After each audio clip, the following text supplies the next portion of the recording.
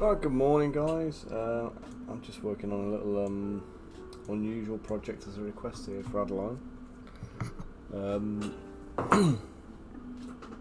It's like a sentient beer barrel, I believe, or something along those lines. Hope everybody's doing well. Let me just turn off the reference image because I'm not using that right at the moment. Will be in a minute.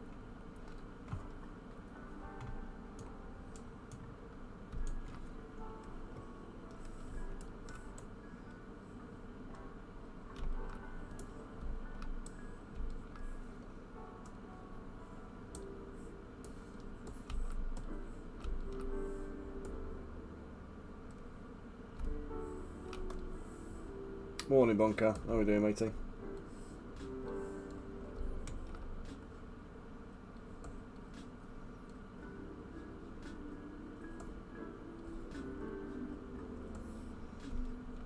How are you getting on with your printer, dude? Everything going well? Still on the honeymoon period? Still enjoying everything?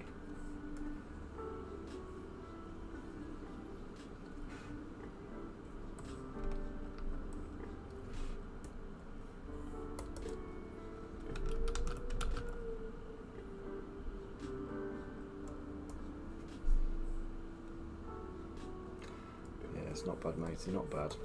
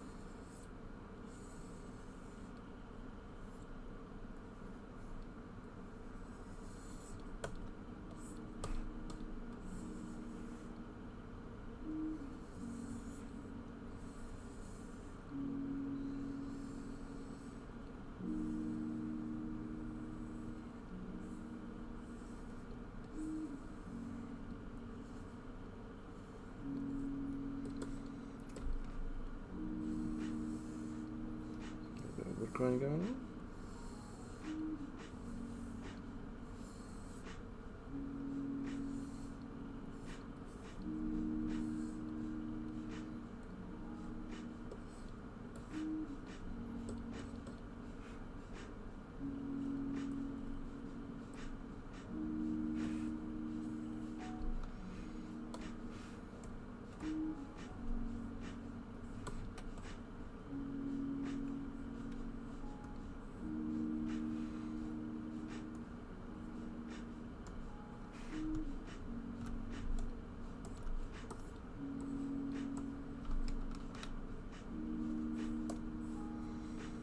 I don't know why it's upside down. I must have sculpted the whole thing upside down, not even realised it.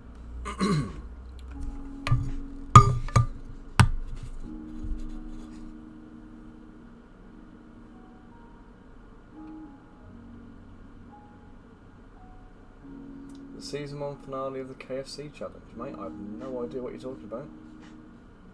What's the KFC challenge?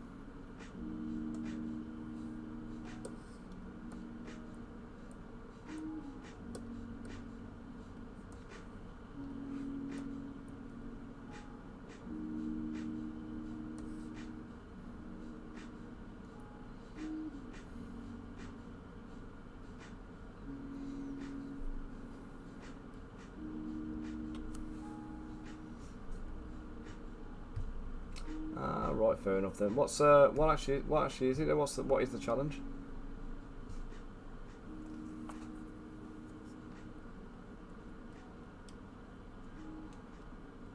See, I miss a lot. I'm a bit of an internet hermit. You see, I spend all day on the computer, and when I finish my computering for the day here, I tend to not be going back on it again later because I need a bit of a break from it. So I catch odds and sods, but rarely do I catch like the full detail.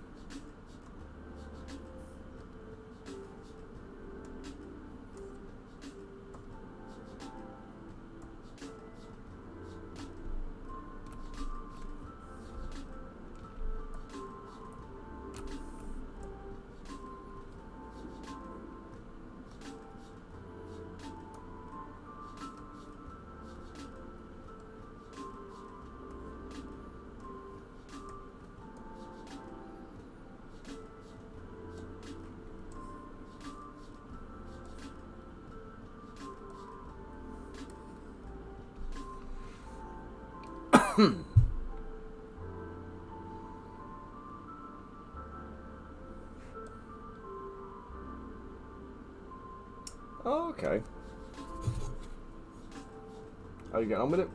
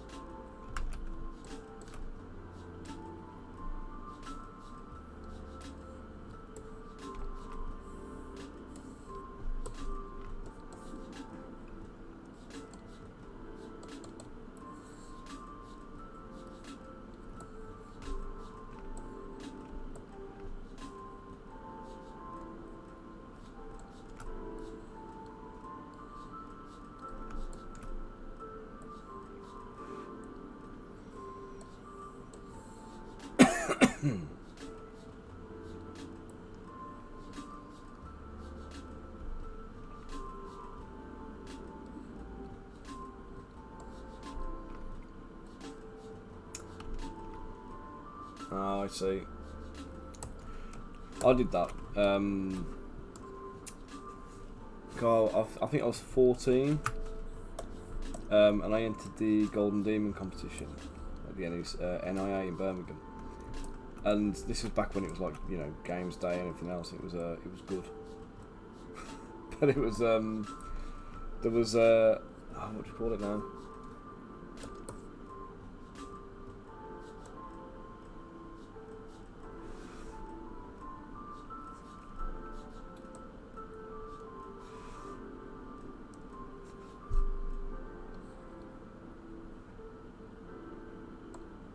Where did I put it? Oh, there we go.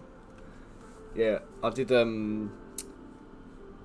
a little diorama piece using the Versa Assassin model, the old metal one, and I had it. I used bits of an Imperial Guard model and bits of a zombie, and basically converted and reposed the Versa to be like slicing the guy's head off. So it was like he just cut the head off an Imperial officer.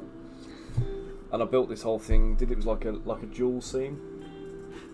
And some bugger did pretty much the exact same thing, but better. I mean, I was only 14 anyway. It was I got a finalist certificate for it. Got shortlisted, but it never actually made it through to the finals. And the one that used the same idea as me actually won. I don't know if they won first, second or third, but they did place. So my idea was a winner.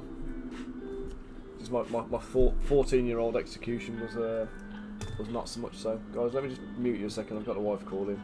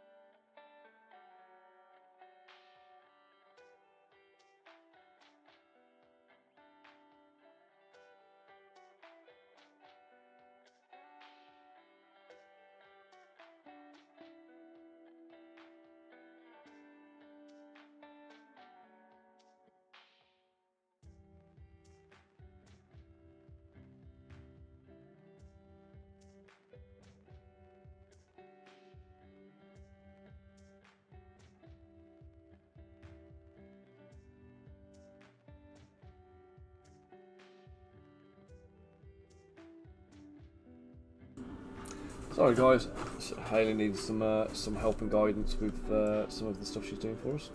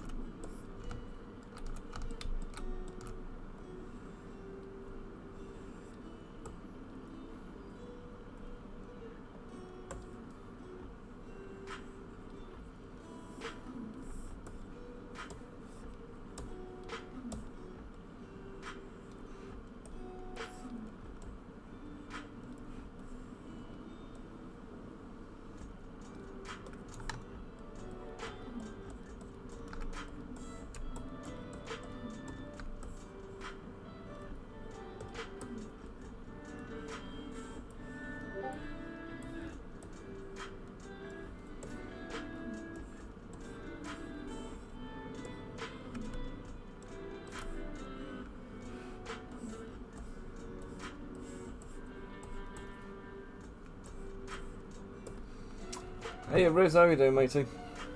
Right, Bunker, let's see what you're sending in.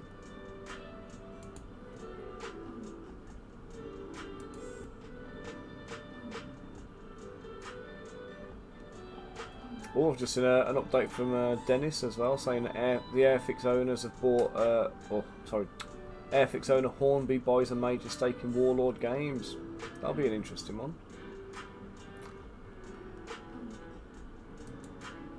Let's see, where did you post your stuff on? Oh, there we go. Tired, Riz, is it getting late for you again?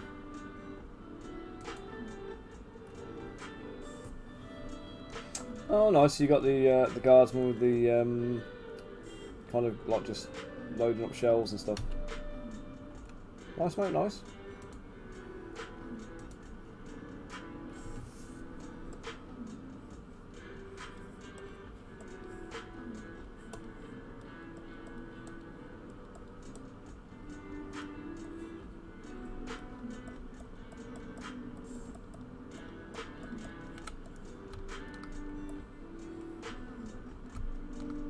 Still struggling then, mate. Is that the old procrastination stopping you getting to sleep?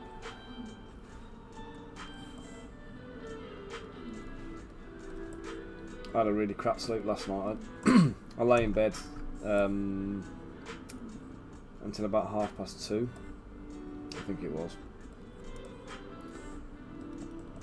And I just could not get to sleep. The last time I checked the time on my phone, it was like 2:30 AM, and I hadn't even been to sleep at all at that point.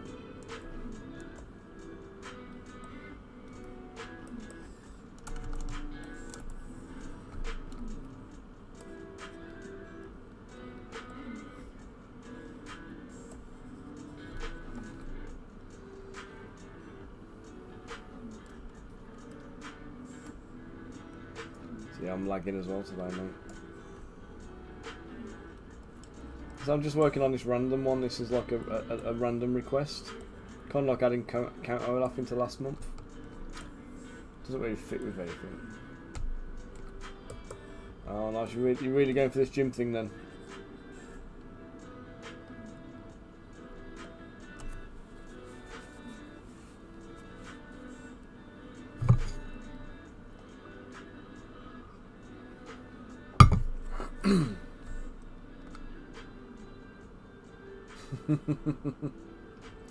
God. That doesn't sound fun, mate. I understand why you've not slept now. You working today as well, or are you just trying to take it easy and recoup?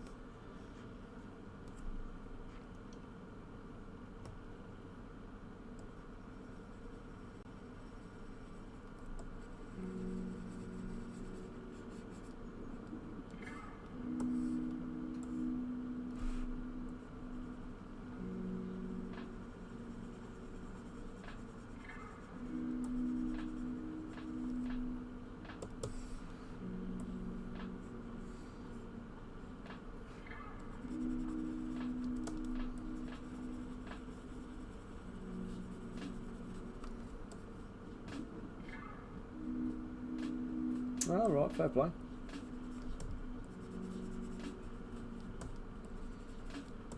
My wife's just got back actually. She's been out for a little coffee with the nursery mum, she said this morning.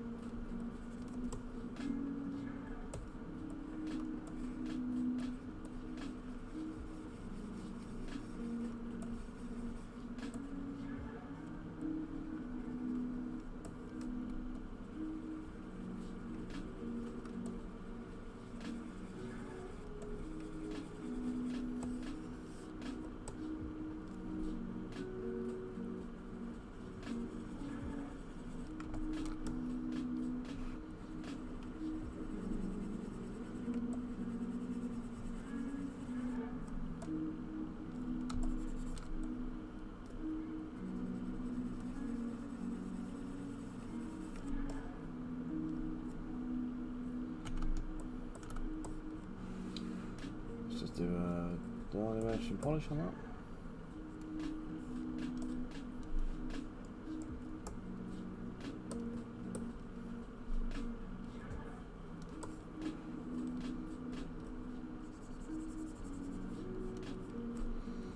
I've actually been doing a bit of painting the last few days because we've had like last night Hayden had to go and do a what do we call it now?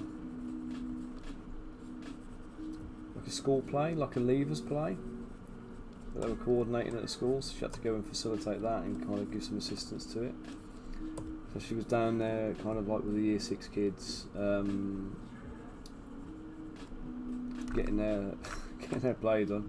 Comes back with a big gypsy caravan in the back of the car, like a big cardboard one that was used as a set for the play. I had to take it into school this morning, like just random. Oh yeah, I know Brushmaster.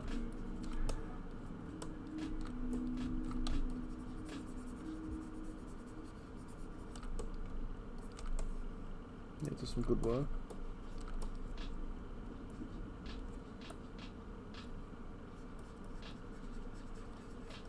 I was kind of wishing I was streaming my painting actually, if I'm honest, last night, because got a couple of hours in after the kids had gone to bed. Managed to make some good progress on the stuff I was working on. So I'll quickly show you. The ones I was working on because I've got them on my Discord. I posted them up there. There we go. So this is my painting table. You see, we've got a little bit of everything going on. That's what I brought down. So I was working on these guys. So since I've done this, I've basically given them a little bit of a green tint, with a bit of the contrast warp glow, I think it is. And then I've used like a green grey colour to kind of like add some highlights and stuff, so they look a bit more sickly now. So I've got to paint like the pustules and the blisters and stuff on them and kind of get them done. These guys, I've done the base of them green, so I need to darken off the tips of the spikes and put a little bit of a black glaze on the spikes just to kind of darken them out, and then get the armour and bits painted. No, mate, I've got a mixture of everything, to be honest. I mean, I use Citadel contrast paints, and I've got a few other kind of odds and sods, just because I've got a Games Workshop nearby, so if I run out of paint and I need something, I can just whiz down and grab it. But for the most part, I tend to use the Vallejo paints, so the Vallejo drop bottles, and the Scale 75s are also really good ones. But they're really matte, these are. The Scale 75's got a real matte finish to them. So when you first apply them to your model, they look really kind of like jarringly different. But by the time you've blended them and you've worked them in, actually, it works out alright. We've got the ghouls. The ghouls have been work in progress as well. Then the imps at the back, and the quasits, and then the Koroks. Oh, and the Cambion as well. So I'm just trying to chip away at various bits of these guys and get them all finished up. So they're slowly getting there. But I need more stuff like wrapped up and finished up on the table now. Yeah, Riz, I definitely advocate Scale 75 paints. If you do what I did, I picked up a set that was for, I want to say it was like reds and stuff like that. I got some metallics, I think, and I got some reds. I really want to say it was like a fire set, or it was like fire and something like that. But they do them in like little sets anyway, where you get like a selection of paints that kind of fit the same kind of profiles that you can use together. So again, these guys here, these are looking good. They've progressed quite a way, I think. But God, the photo's terrible, isn't it? Didn't realise it was that blurry and out of focus. Oh well. Never mind. That's them anyway. So working my way through them, getting them painted. At some point I may do a painting stream. I just need to catch up a bit more on the sculpting first before I can kind of dedicate any time to it.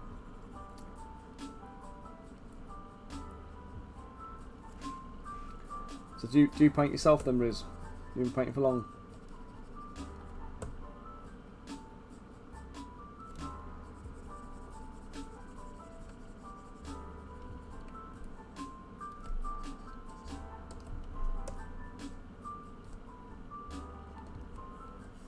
Cheers, man.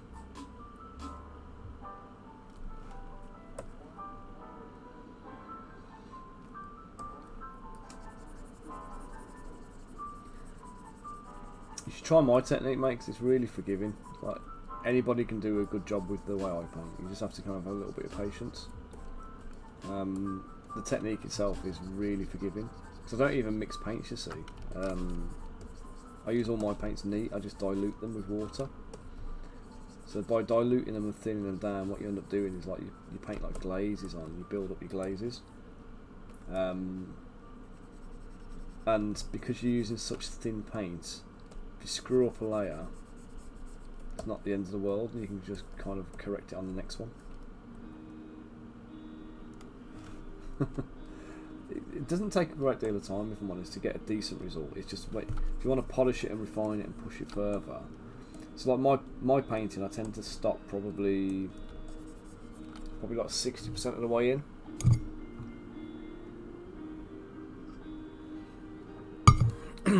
So 60% of the way through a paint job, I'll kind of call it done.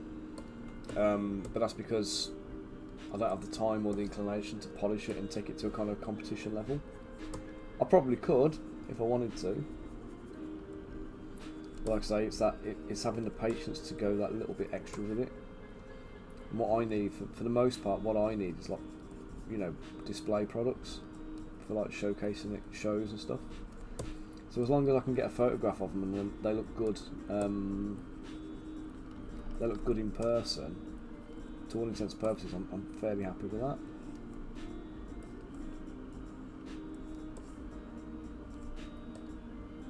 Hey Rich, how we doing, matey?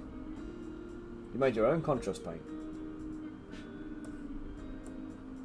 How did that go? There's a video on the what do you call it, Discord that Bunker posted. Actually, I don't know if he posted it onto the group or he just sent it to me.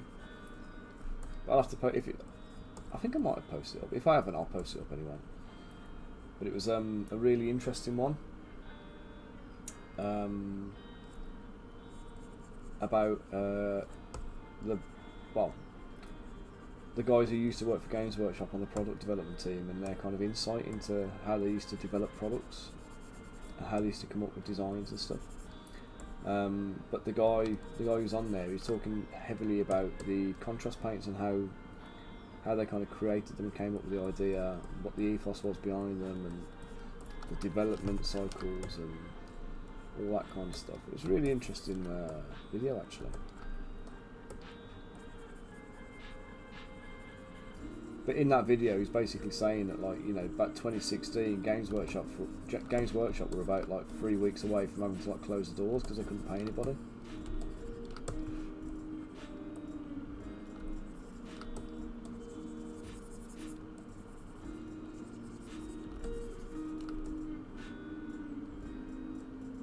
Yeah, that's the one. Did you watch that?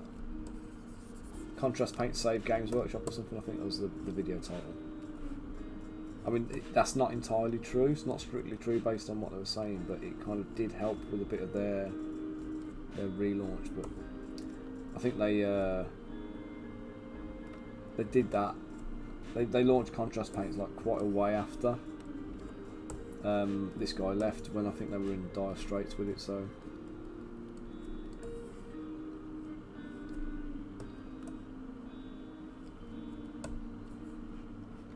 It is a really interesting watch, and I say, just from the insight into product development and stuff, and how they kind of, they're basically saying that their main target was like your mid 30 to 40-year-old mums, because their primary gamers that are spending the money are like 14-year-old kids who don't have their own income. But they're like, you know, they've got to promote the products to the kids to make them appealing, but also kind of like encourage the mums to, hey Heidi, how you doing? Encourage the mums to come and spend the money. But obviously it's tricky because the mums are spending the money, but you don't want to be marketing to the mums.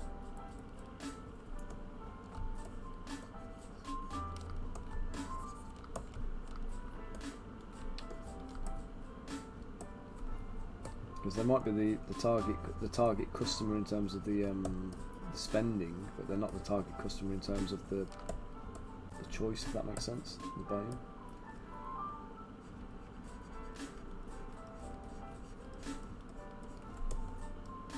How's it going this morning, AD?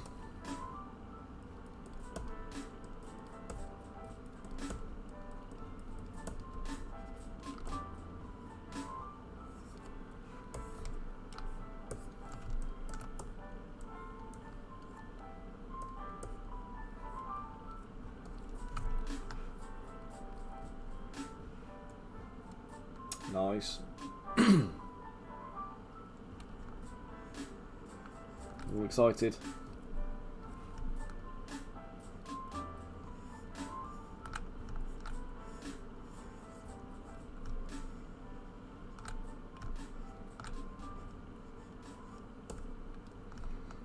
I'll tell you the thing I'm really looking forward to. I don't know if you've seen this or not, but there's like Ross at Fohammer has agreed to co-brand a resin with I think a company called Yes That's 3D Printed or something like that. And basically he's been speaking to the guy there, and they've been developing this like custom resin. And Ross basically has gone like, you know, that shit's so good, I need my name on it. Oh yeah.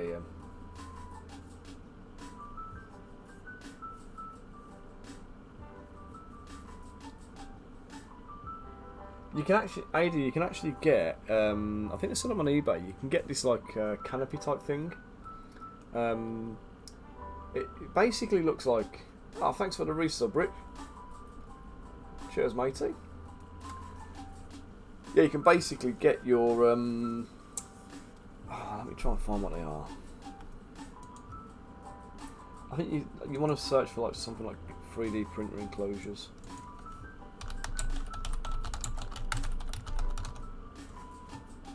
Yeah, this is the thing, look. There you go. It's 3D printer enclosures, these kind of things. And they're basically like I mean this one that's 13 quid, it's basically just like a dark, like thermally insulated bag. So what that'll do is you pop it over your printer and it'll keep the heat in, so it'll stop it being so adversely affected by cold weather. And cold drafts and stuff, but it'll also mean that you are directly blocking out the light constantly. So for the sake of 13 quid, that might be better than like just lobbing a sheet over it or tablecloth or something.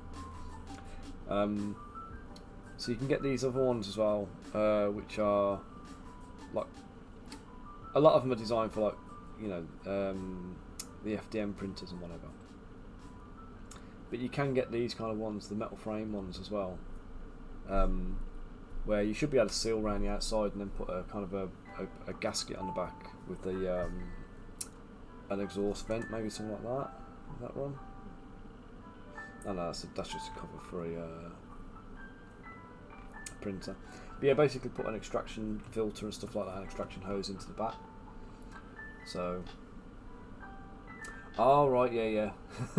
Yeah, it's probably not a bad shape. You could probably just spray paint it as well. Might do the job equally well. Get a cheap can of black spray paint. Although actually, saying that, now the spray paint will get stripped with the isopropyl if it drips off the sides. Yeah, forget that. don't use spray paint.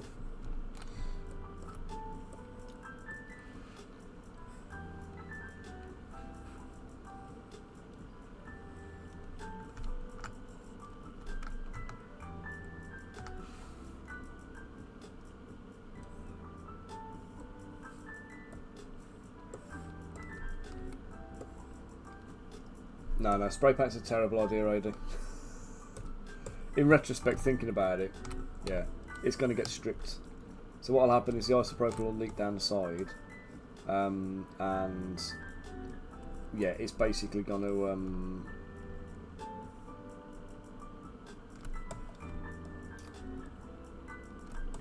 strip the paint off the sides. So when you get any drips or anything outside, isopropyl will take paint off.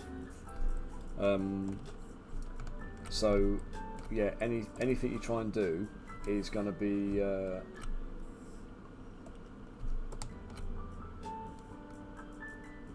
yeah, and also yeah, it's not going to stick well to the plastic unless you like sand it down a bit first. So you're going to have to key the surface, which isn't worth doing.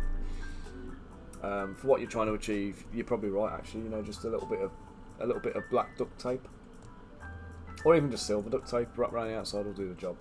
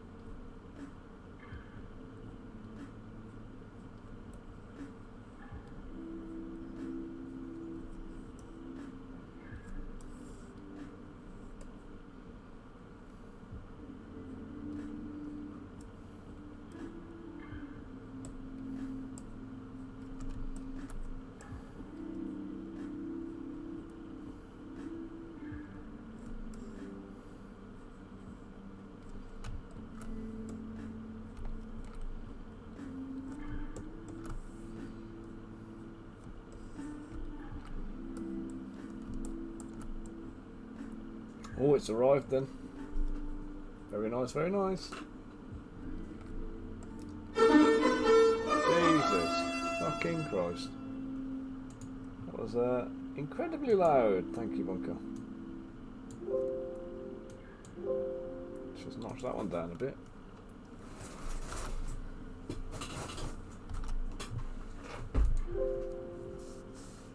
You're trying to remind me to save it or try and like give me a heart attack on that one.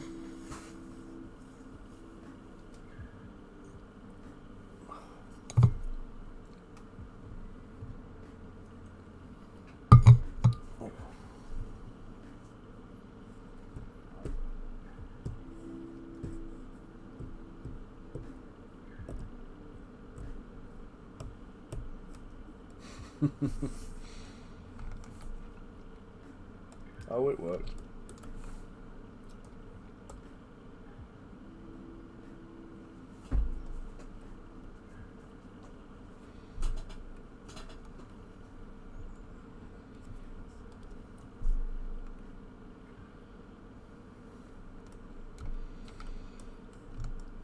Well, there we go. That's pretty much little random mini tanker. Let's go with that.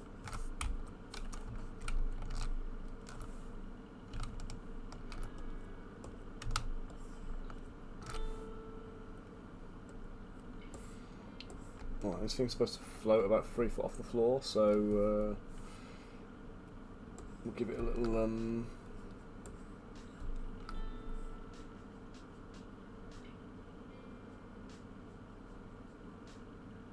what am I scripting? To be honest, mate, I had a request from ads on Discord the other day. Yesterday actually, for a commission piece, and I thought, actually, do you know what, it's only going to take me an hour or so to make. I thought rather than doing it as a commission, I'll just do it, because I only wanted it for using in a campaign. So I thought, what I'll do is, just like I did with your Olaf request, I thought I'll just do it. I'll just do it as a quick one, lob it in the monthly release.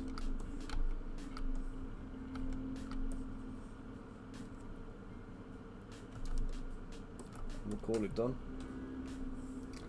So it's a sentient beer barrel. So by all accounts, these things are they're like possessed with the spirits of like dwarven brewers or something like that. So they brew up their own kind of like you know, special brews kind of thing, and they're always like epic and well sought after and worth a fortune. But the trade-off of having one of these is that the barrel itself is a real grumpy bastard, and it likes to get into fights with people. But if it gets into a fight with people, the actual booze it contains gets tarnished. So you've got to try and keep it calm and pacify it and stop it from trying to beat up the patrons to make sure you get the best quality brew. So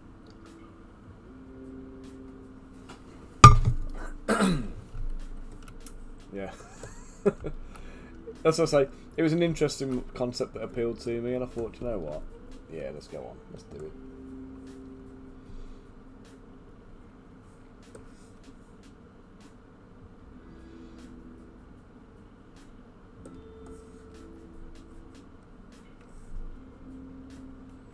Yeah, it definitely sounds like it could be entertaining in a game, doesn't it?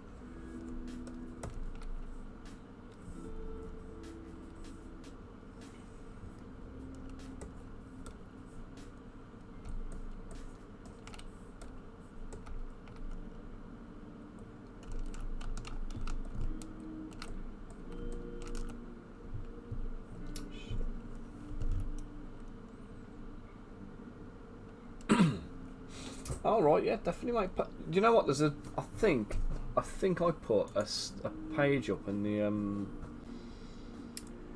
Did we do it? Did I do stories and? Yeah, stories, fiction, and written content, mate. There's a little channel over here on the Discord for it. So if you do want to load anything into there, and you're the first one. Oh no, there we go.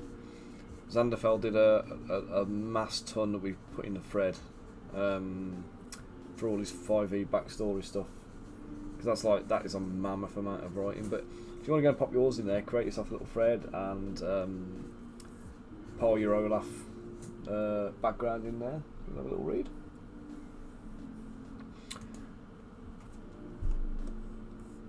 So we're going to do this. I'm going to get back onto Crystal Collapse sculpt after this guy's done. So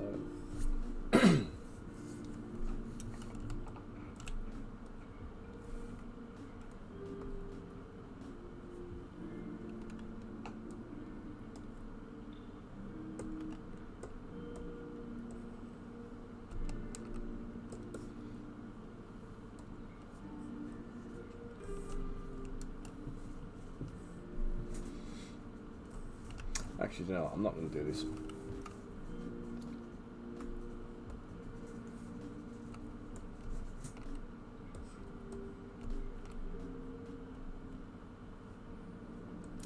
I'll be honest, as much as I would love to sit and have the time to go through it all, there was so much there. I started, I got a bit of the way through and then I had to abandon it. And I've forgotten it was there until just, I should really go back and have a little proper read through. Because he's put an awful lot of time and effort into doing that. And it's quite interesting actually. What we're going to go for, in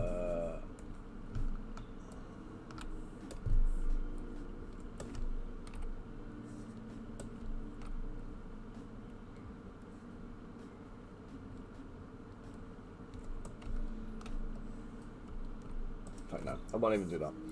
I'll delete that.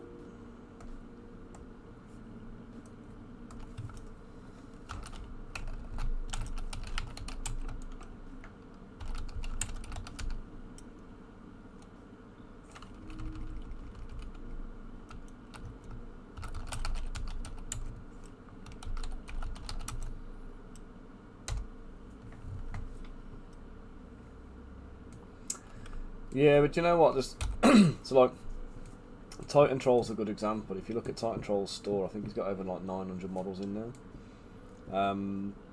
Mine is. I'll show you what I've got on mine here. So we've got the. So I've got 334 lines on my spreadsheet of stuff that I've made.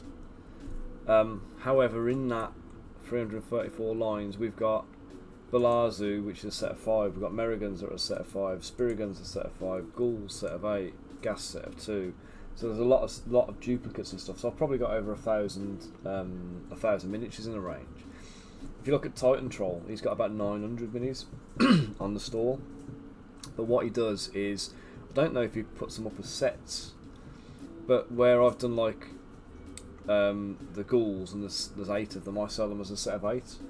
Whereas what he'll do is he'll load each one individually. He may sell them as a set as well. He may sell a set of 8 of them, but he does each miniature as a single purchase. So where I've got one product with 8 figures, he'll have 8 products spread out, which absolutely fine if you've got the time to do that level of admin, having to upload, you know, multiple products for a thing, but it'd take me an awful lot of time to try and like backtrack and do that. I may do it at some point, but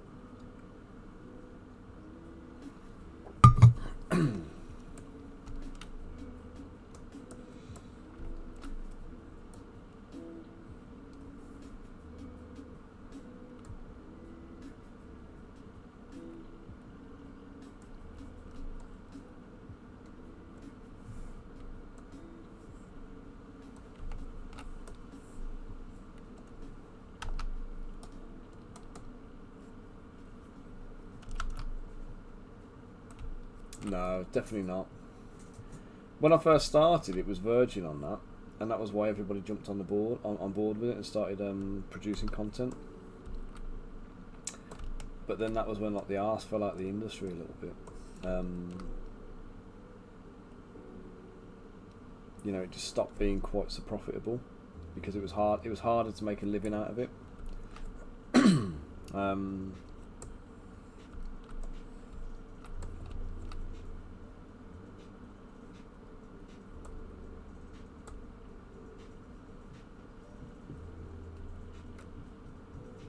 It is. It's chip away, build up your library, find a niche.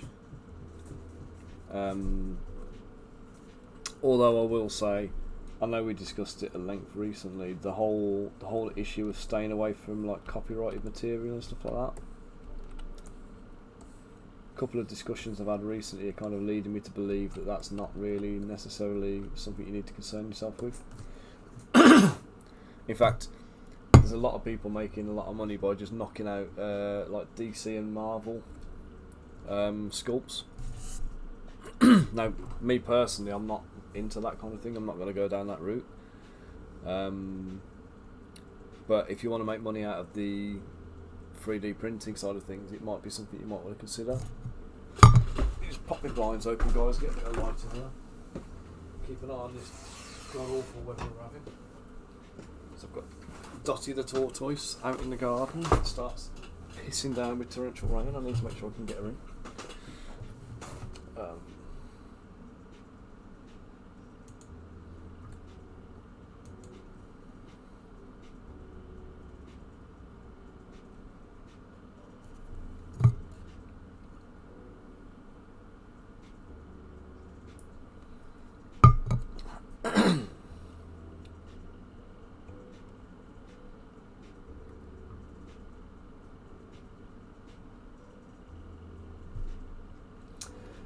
Yeah, I think you need to kind of sit and assess and decide what you kind of want to get out of it. Personally, you know, are you looking for, you know, a creative outlet? Is it something you want to use to make some money? Is it, you know, are you looking to build a portfolio and get commission work? That whatever it is you want to try and do, make sure you tailor your work in that way. So again, if you want to get commission work making miniatures, you need to make sure you've got lots of miniatures that are designed as miniatures. So, you know, as I said before, make sure you get miniatures from other companies like Games Workshop and Corvus Belli and, you know, companies you want to work with essentially. Go out and find models that they make and then produce stuff. And then once you've got a little bank portfolio of models to work with, you can then go off and get your you know, go and approach them and see if they've got any kind of jobs for you, if they've got any work that can, you know, you can pick up. You think AI is going down the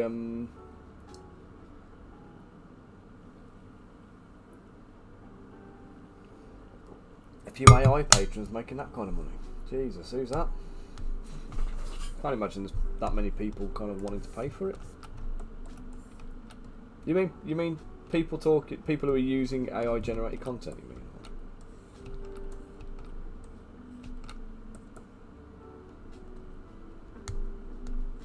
Ah, right, I get you. I think I know where you're going, Riz. Although actually, most of the AI stuff don't let you do that, do they?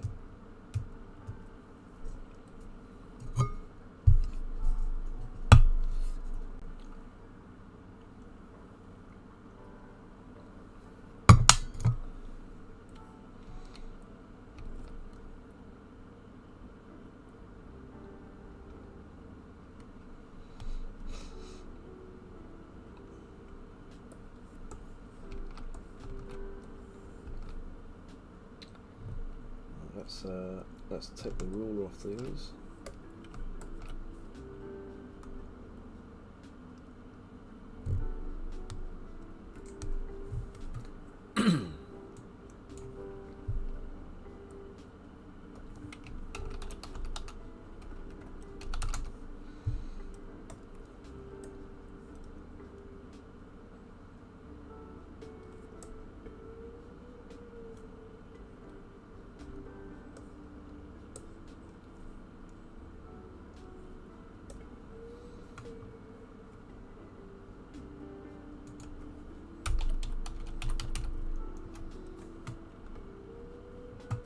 Yeah, nothing's running quick on my computer today. I don't know what's going on with it.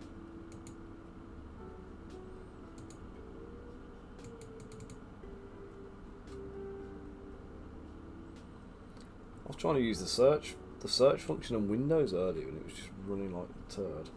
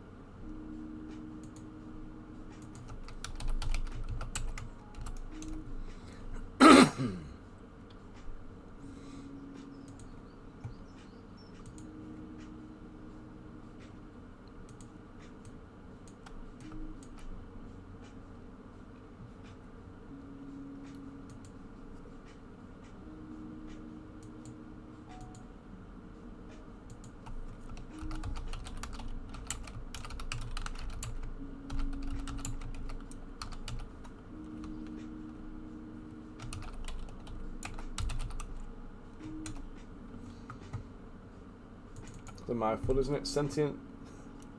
What do they call him? Sentient magical spirit beer keg.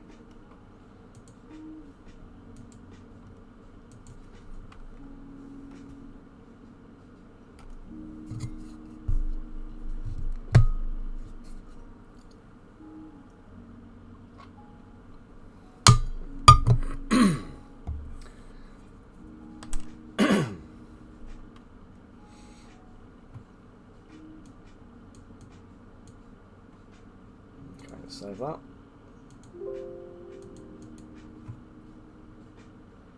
Let's get back to doing Joshua.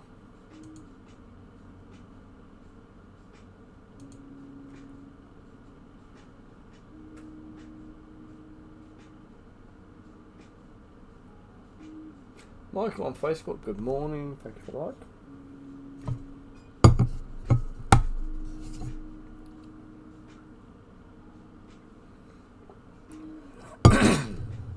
Okay,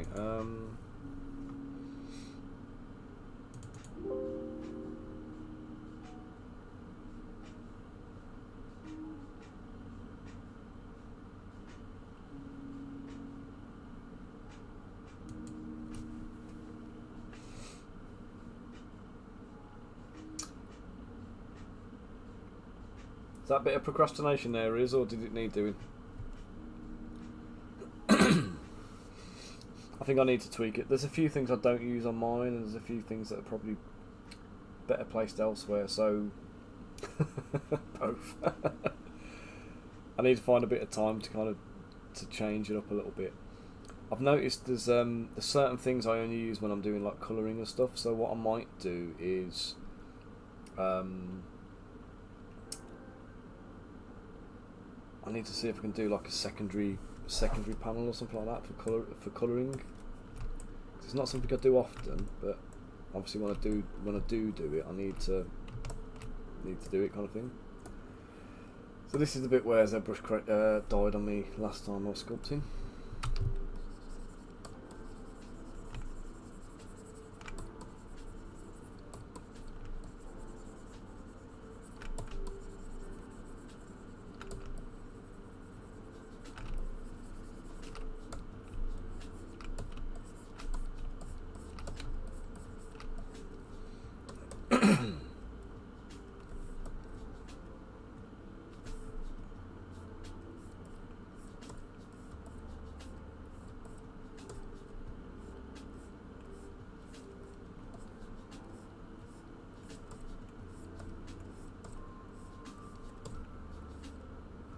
So I just thought I should create a brush that does this for me.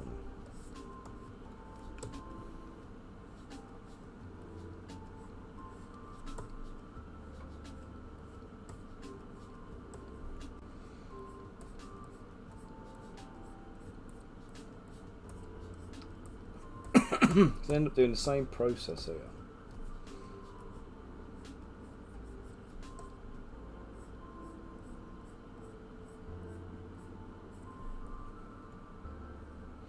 Oh, nice.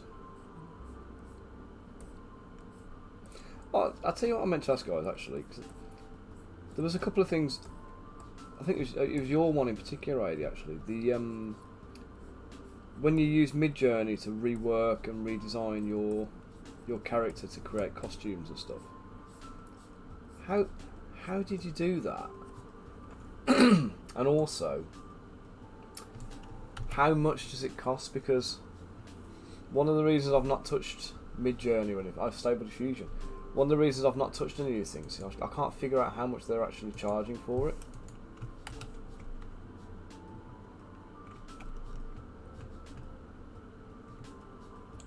Nice, nice, nice. That's not for 3D printing, is it, AD?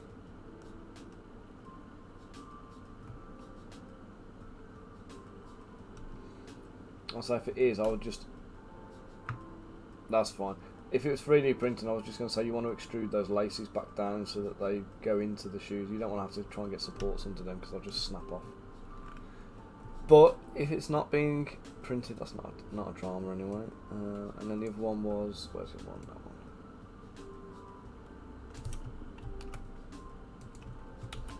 So do you have to pay a subscription for the... Oh yeah, yeah. Do you pay a subscription for the Stable Diffusion, or is it one of those like paper image type things? Or nice, matey, nice.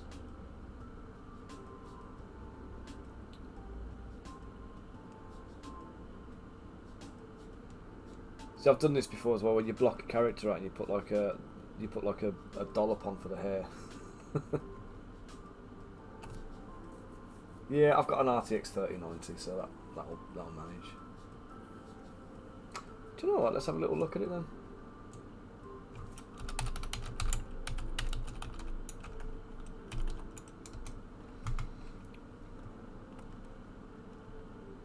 Which one is it? Is it this the AI with the public release or?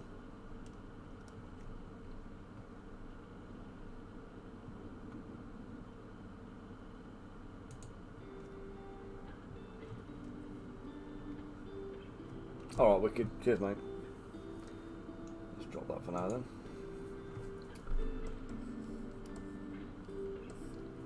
I say being able to kind of like rework my own stuff is really appealing. So like just to be able to kind of say, like you did there, where you got the costume design down, but then you kind of run it through the program, and it kind of gives you alternative suggestions.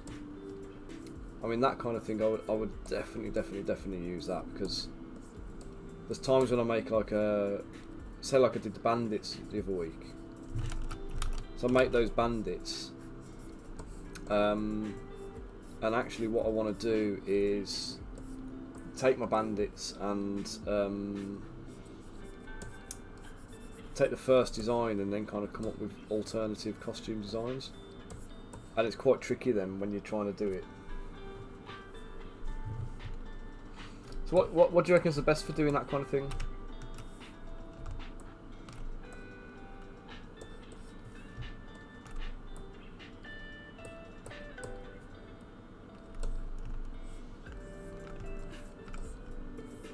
So I haven't touched it since the initial one where it was churning out nightmare fuel.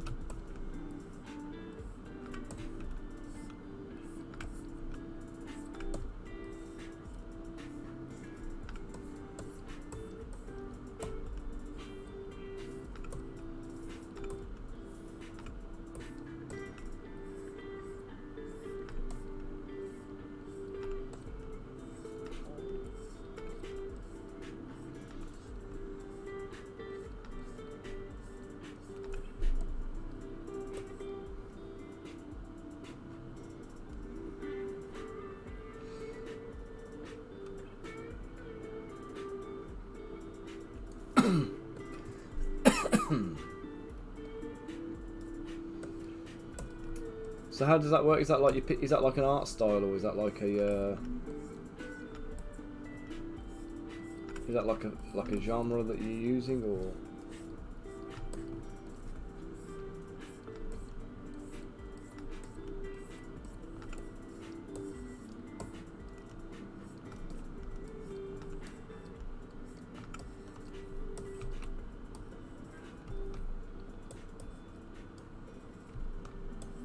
Yeah, that'd be an interesting one. But could I like train it on my renders and stuff to see my models and kind of design stuff in my style? Is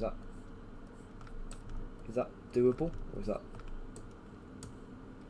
too far in the realms of fantasy at the moment?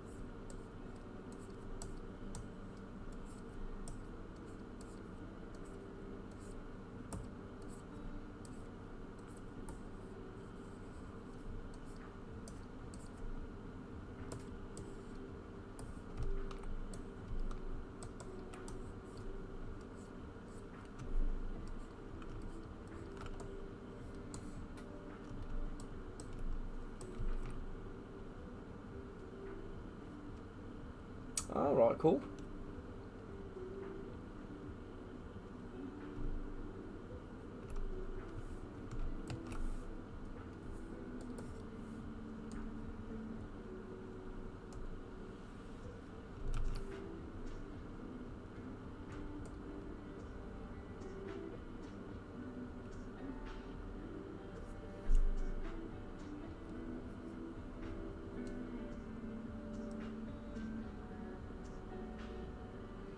How do you train them? Do you have to like churn in loads of material for them to kind of like to learn from, or?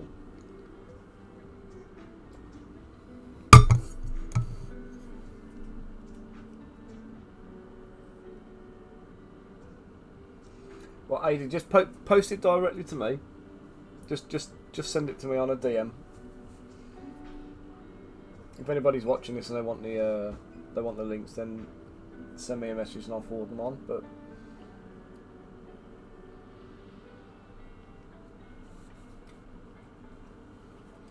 do you know what, guys? I'm gonna set up a little AI group.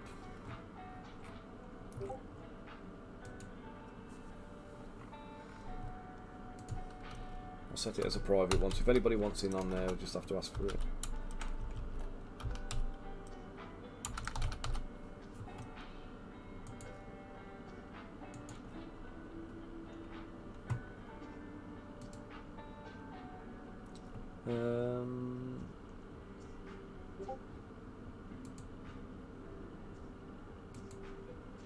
There you go.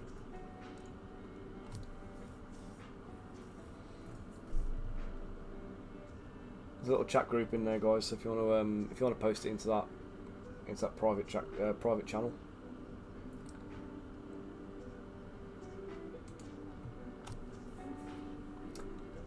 Michael on Facebook. Good morning.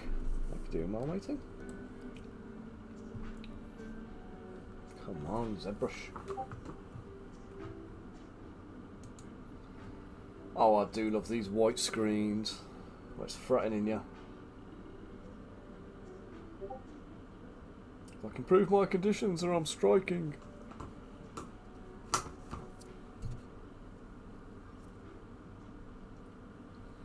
You think you're a teacher or something?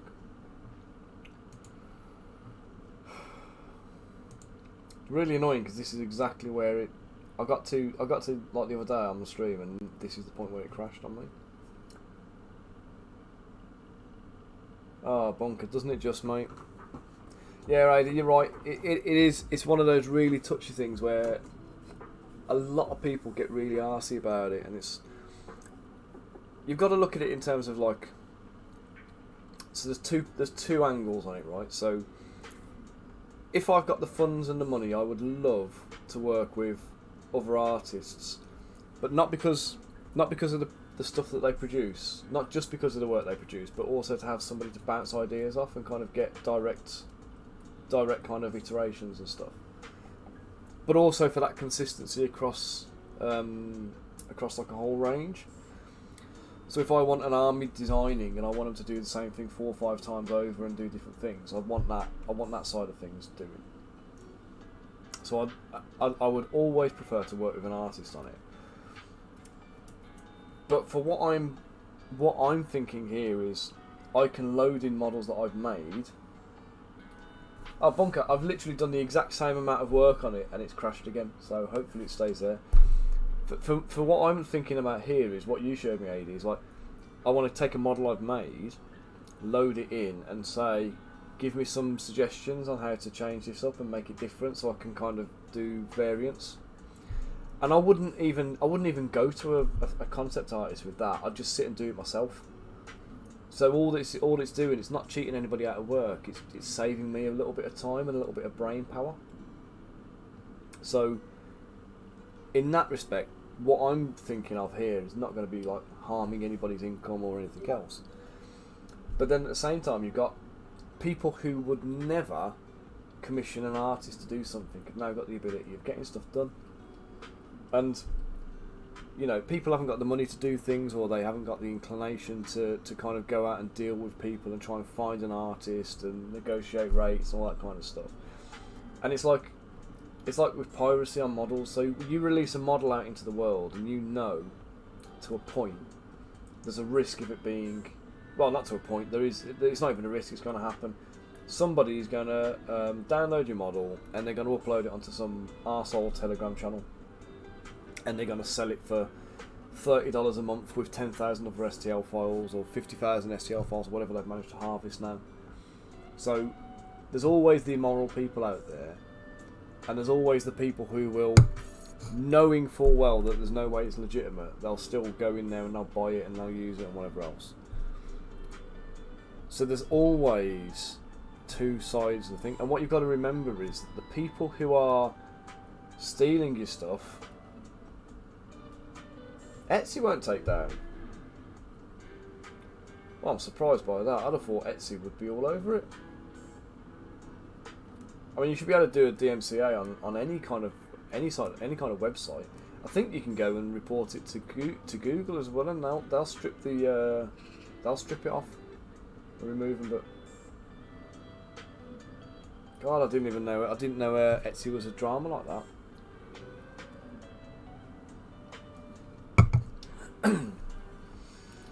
But yeah, so like the people who are copying and distributing and stealing your files, there is no point losing sleep over it, because ultimately they're never going to become a customer.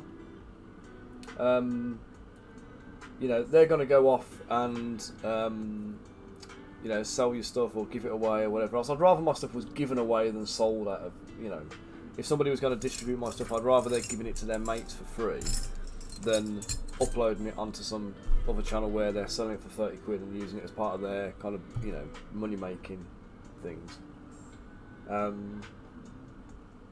Because the thought of people like stealing my stuff and making money out of it where I'm not making money out of it kind of like galls me.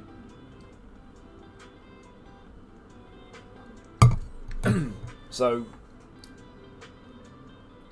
the AI stuff is in a similar kind of like field there as your pirated STL files, do you know what I mean? So the people who are going to use AI stuff for their final products are, in a lot of cases, probably would never even engage an artist to do it in the first place. So it's not like there's an artist who's losing out on work because of it. It's, you know, because they're not gonna do it. But equally, like I say, it's obvious and it's visible when it is used. So I'm gonna have to kill this fucker, aren't I? Just, you arsehole. Do better, Zbrush. You're being a dick.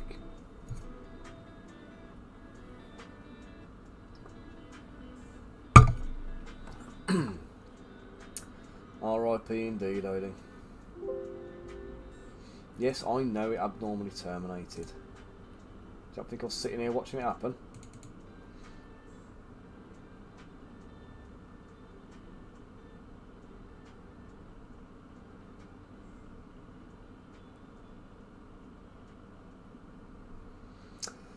I think I need to lose some weight on this folder as well. This file's getting quite big and convoluted. There's a lot of extra stuff in there.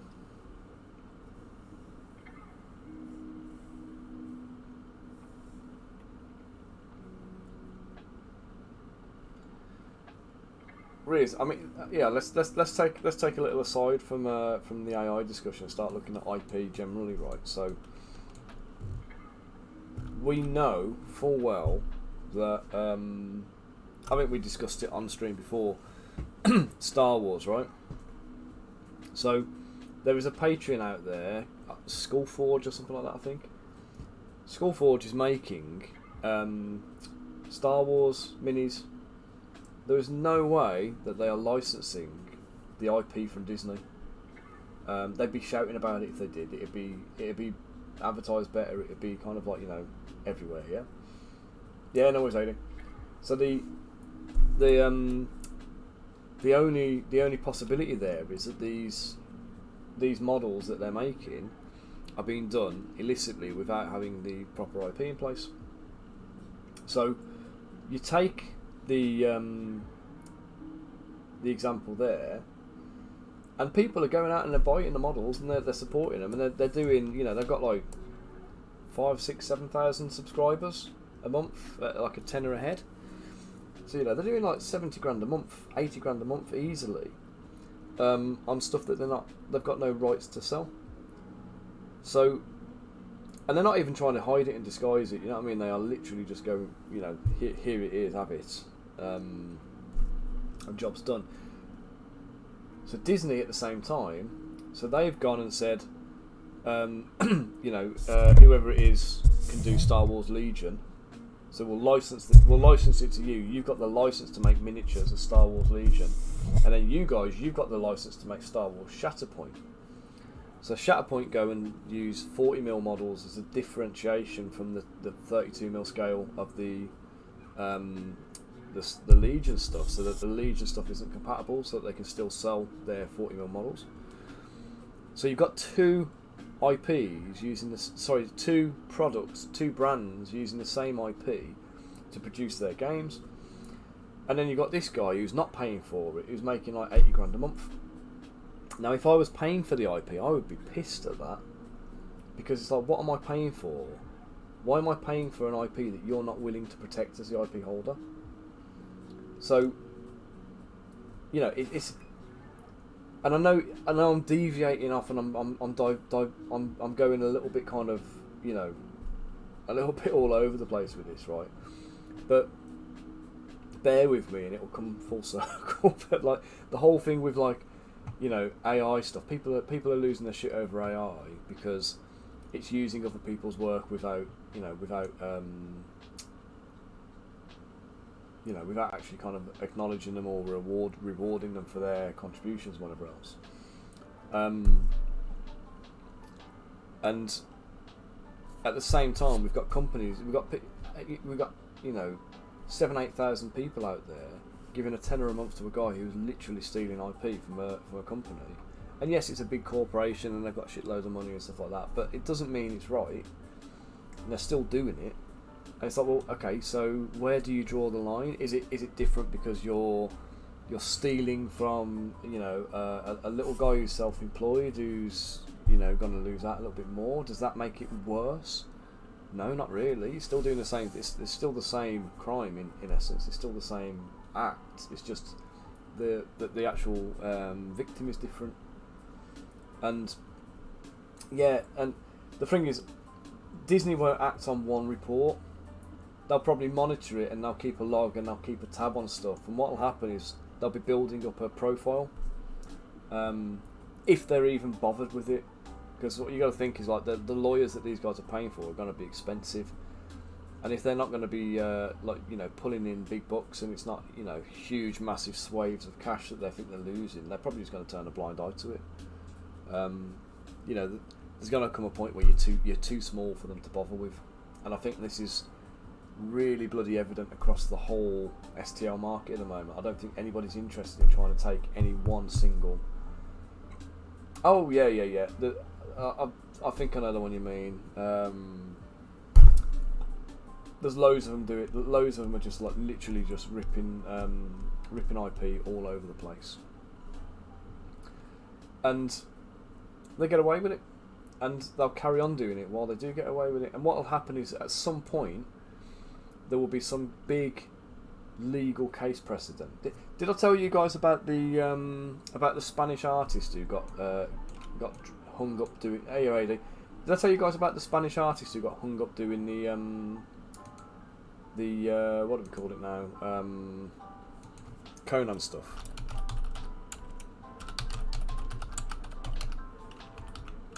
Let me find this for you. So here we go. Courthouse news. Jesus Christ! It just keeps going, doesn't it?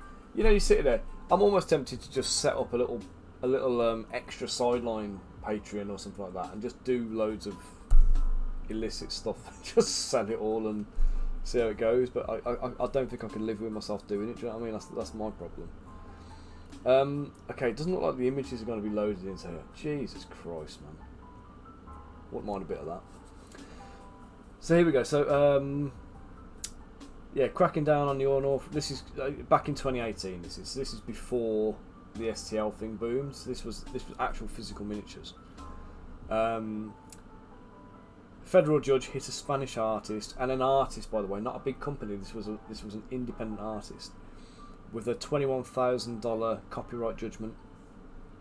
So, to give you the long and short of it, let's see if I can find the thing here. So,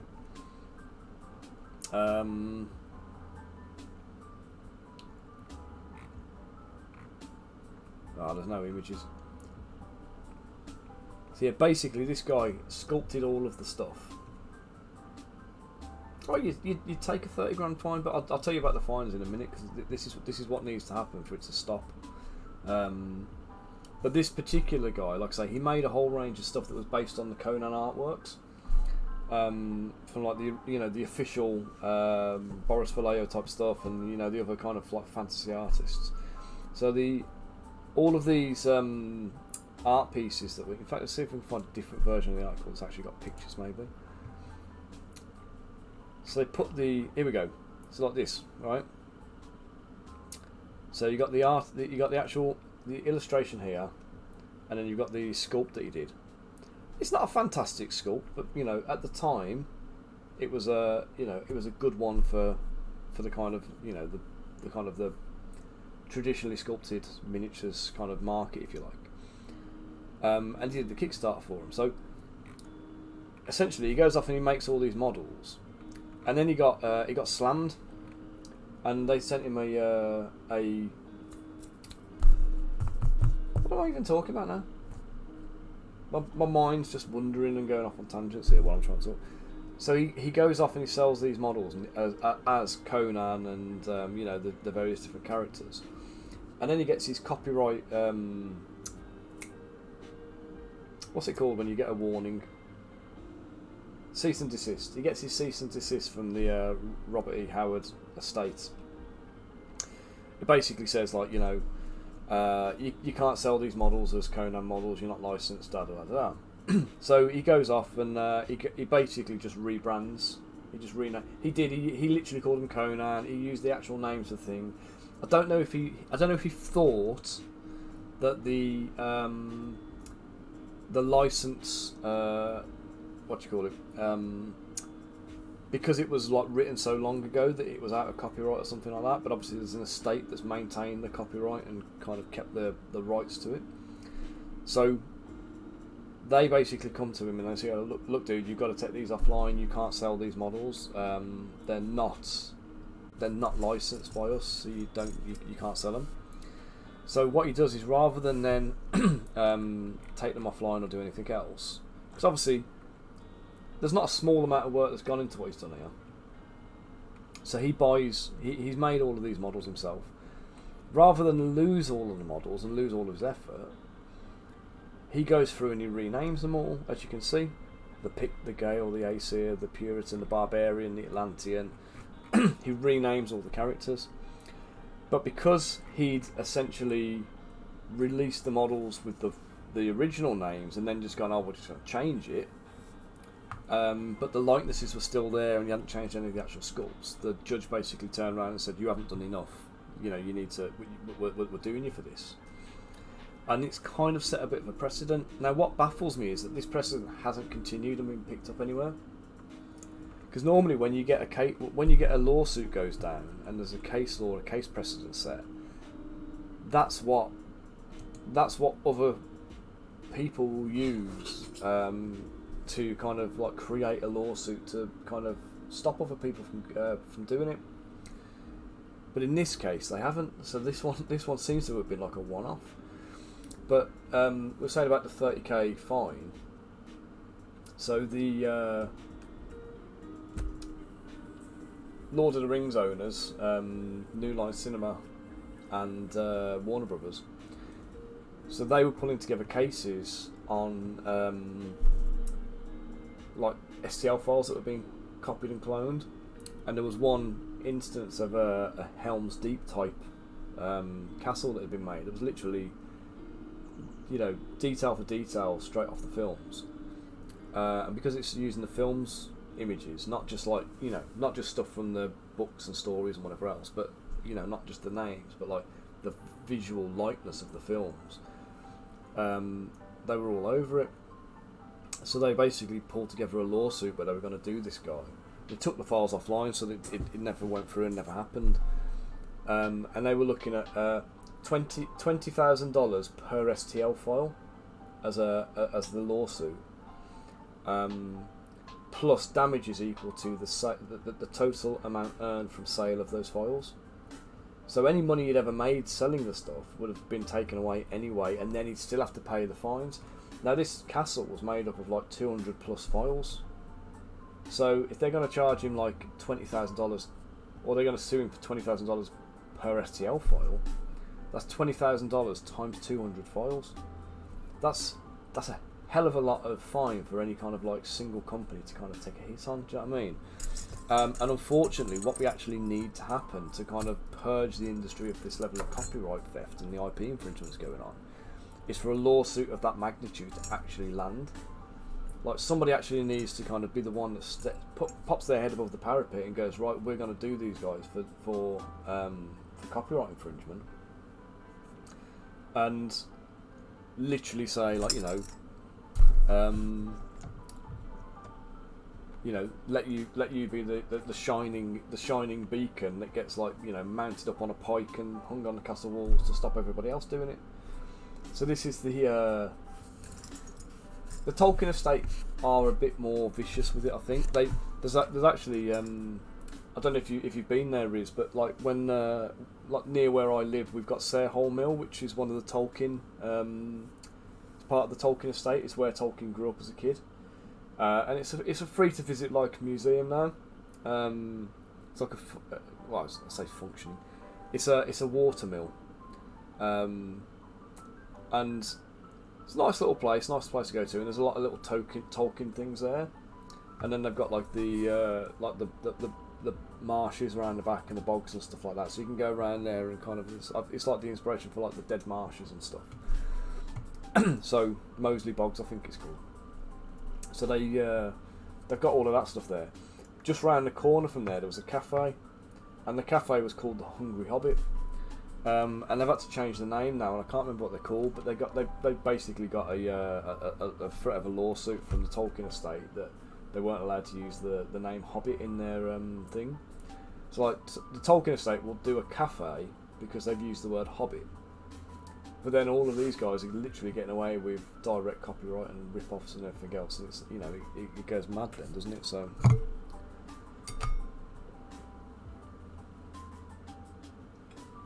But it needs to be some powerhouse company like Disney or one of the big film studios, or Games Workshop won't do it because they're going to be seen as the bad guys if they do. And there's already a bit of an anti-GW sentiment around, so I don't think they'll be the ones to do this precedent case. It's going to need to be somebody who is, you know, they've got deep pockets basically. So, anyway, enough rambling about all of that stuff. But yeah, it's oh, you dick, come on.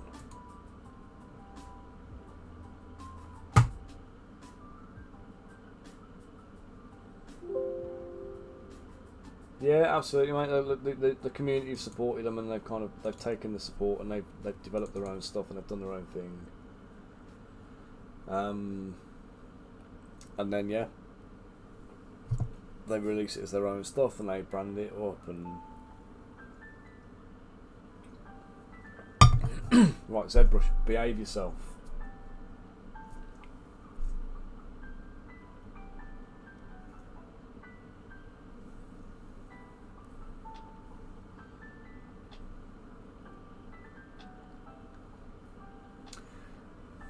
Yeah, he's Tolkien. He's a honorary Brummie, isn't he? I think it was he's South African, and then he was born in South Africa and then raised around the world in various different places, doing his military service and all that kind of business. But oh, you twat! Right, there is a corruption in the file. I'm not going to be able to use that one. Arsehole. Ah, turd.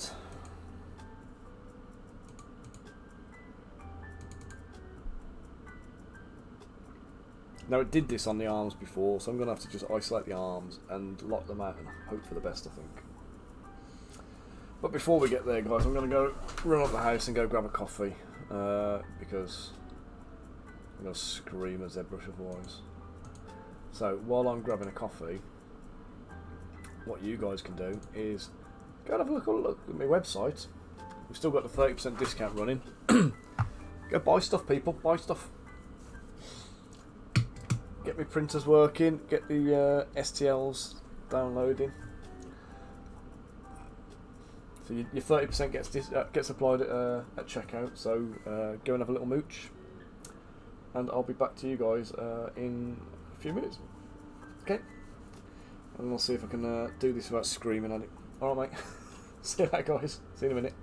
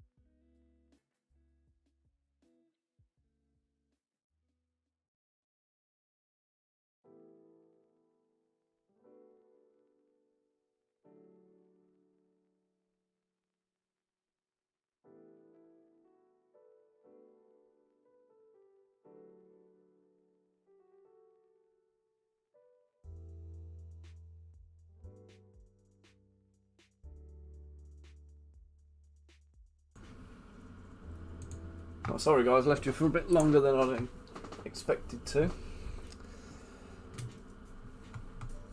Haley having a bit of a admin meltdown, trying to sort out the new job for September. Going to do some teaching again for a little bit.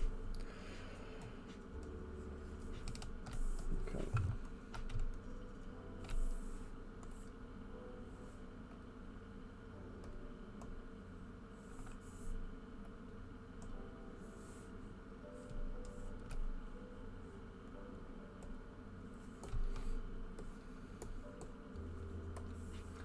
Let's see if we can do this without dying this time.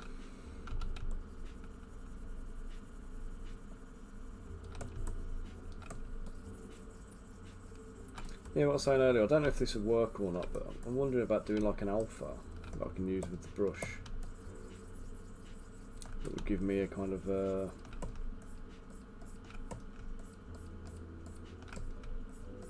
like raised edges and a dip in the middle, like I would normally do if I'm doing straps.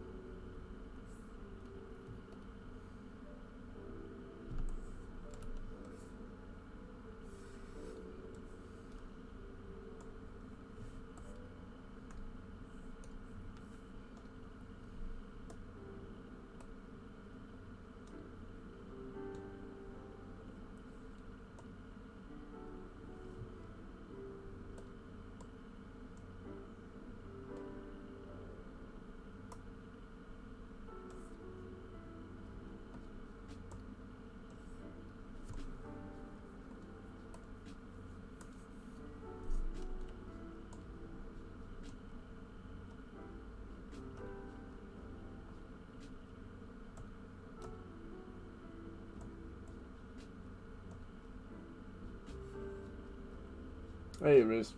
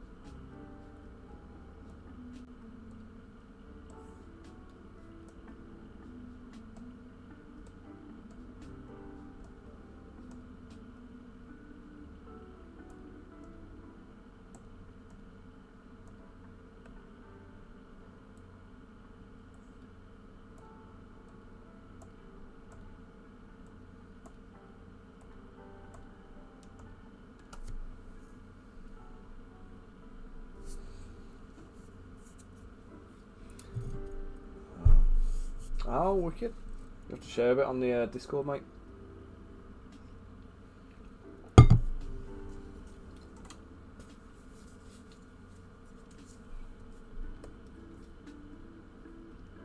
Right.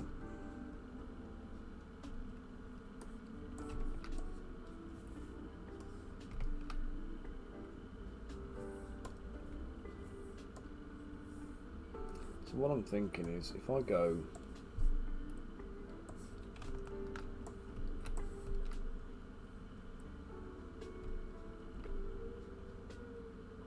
Oh, nice idea.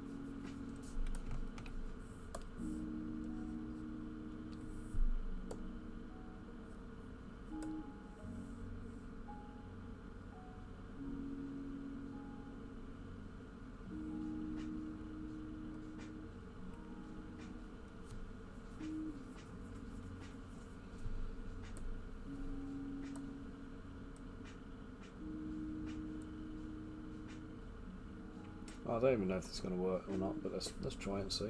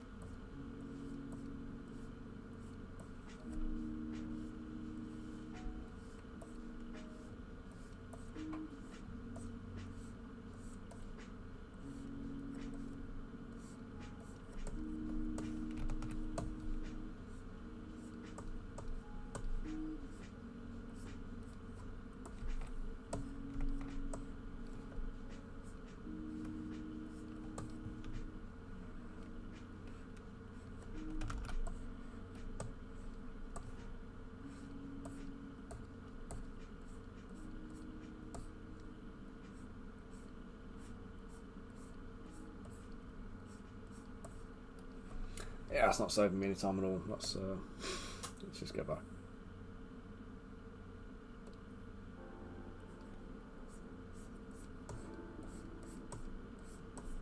It's complicating things, if anything.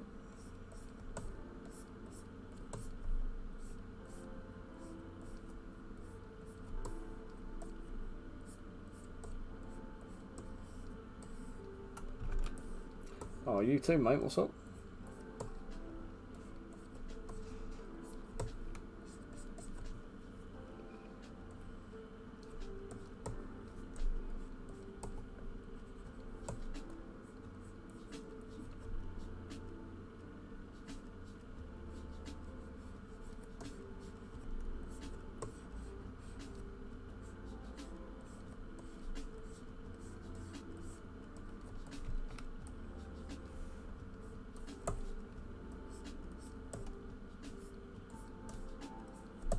Yeah, it does that sometimes, doesn't it?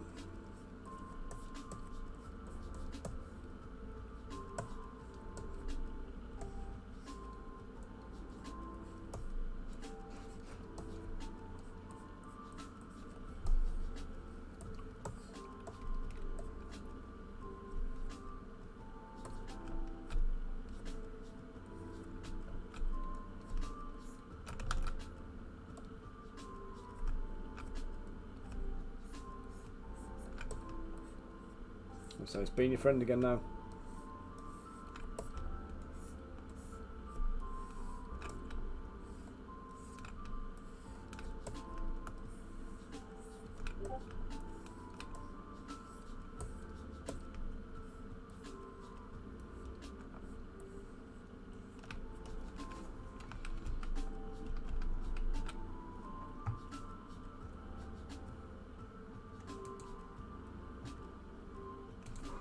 Oh, nice, Riz. You've gone conehead on it then.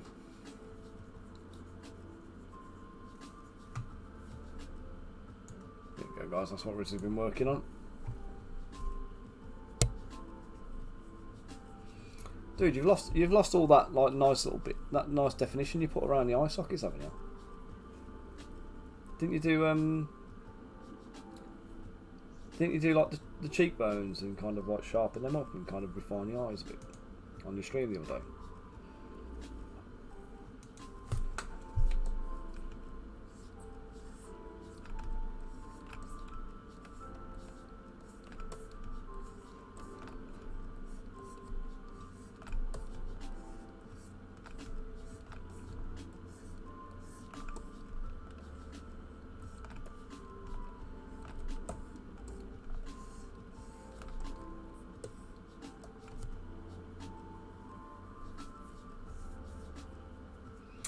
Oh, I quite like the harsh eye lines actually.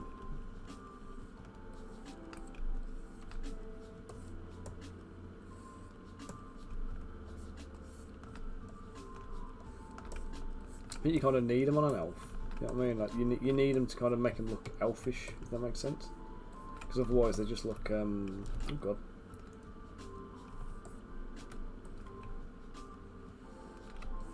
Otherwise they look like humans, don't they? There's not enough to kind of like really make them stand apart. I know yours is like an alien rather than an elf, but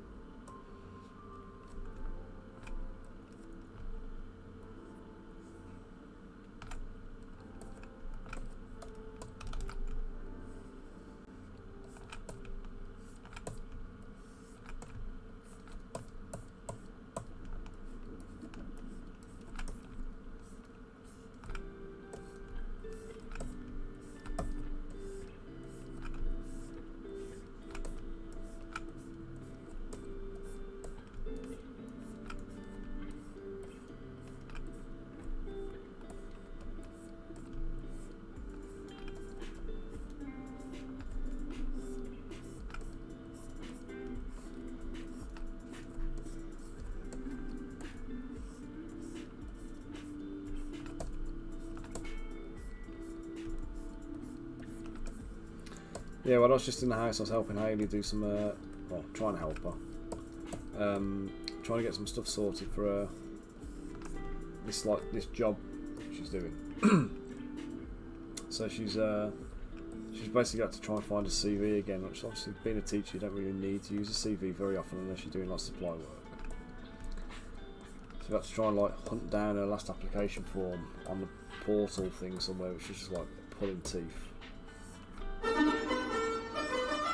Cheers, Bunker. And as she's working, I keep seeing something that like it always bugs me with her, to be honest. But when she's writing, what I've noticed, well, I say I've noticed, I've known her do it for ages, but like it winds me up when I see her doing it. She instead of using like shift to do a capital letter at the start of a sentence or the start of a name, you hold shift and press the letter. Instead of doing that, she presses caps lock, turns caps lock on, presses that one letter, and then comes back and turns caps lock off again.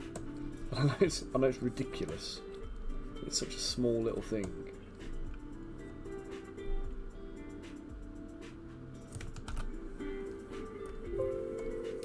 Done, mate, done. Saved. You're right. I've got a feeling it was. I think there was some corrupt mesh in the arm. So I remeshed it. I redynameshed it before I started working on it last time. So hopefully that will have fixed the issues. But yeah, as I say with Hayley, she does this thing where like she uses the caps lock key as a means of turning. Like for me, I use caps lock if I want to write all in capitals and I want to change the case of like the entire words or entire sentences. But I'd never use it for a single letter. I'll just hold the shift key. I just find it quicker and easier. But she's impossible to tell.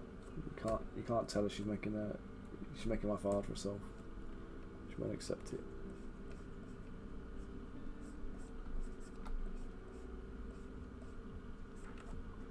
But for years and years and years, she's like stayed away from Excel as well. She wouldn't use Excel, and I was like, use Excel.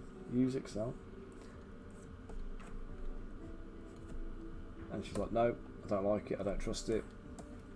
And now I use Excel for like loads of business things, so she's kind of been forced into using Excel to like, you know, keep lists of all our product lists and stuff like that, and price lists and things. And I've filled it with formulas and stuff that she doesn't understand. I'm trying to like coach her on. I'm trying to make her figure out and know what they all are. And then the other day I catch her doing a bit of something. She's using Excel, so she's chose to use Excel, which is a step up, because she'd always use a table in Word before, which always used to wind me up. But then I saw like the absolute criminal sin that she was doing some calculations and stuff. So she typed all the numbers in, went to the totals column, pulled the calculator up on her phone, and started to like do the calculations on her phone to then input into the spreadsheet. And I'm like, you don't understand this, do you? You're missing the point.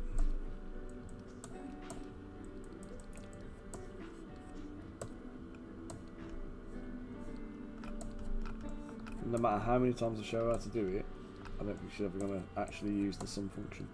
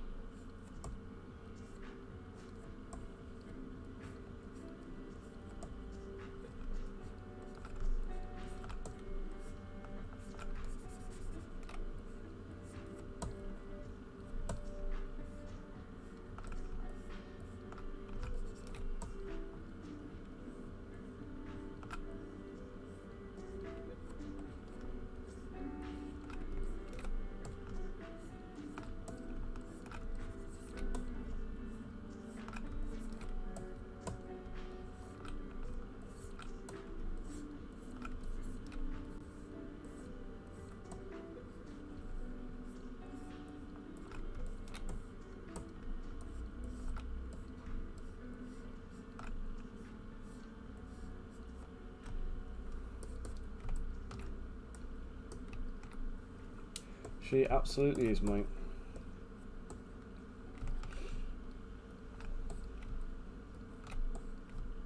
She's one of them, she's absolutely going to do things her own way every single time, no matter if it's the most efficient way or not. She's just going to do what she wants to do because that's how she's always done it.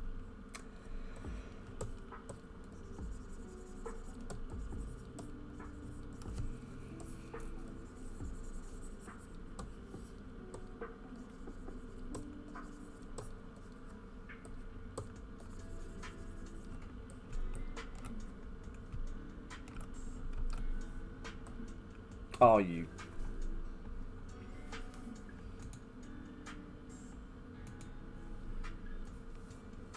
I need to remesh everything here because this is not happening again.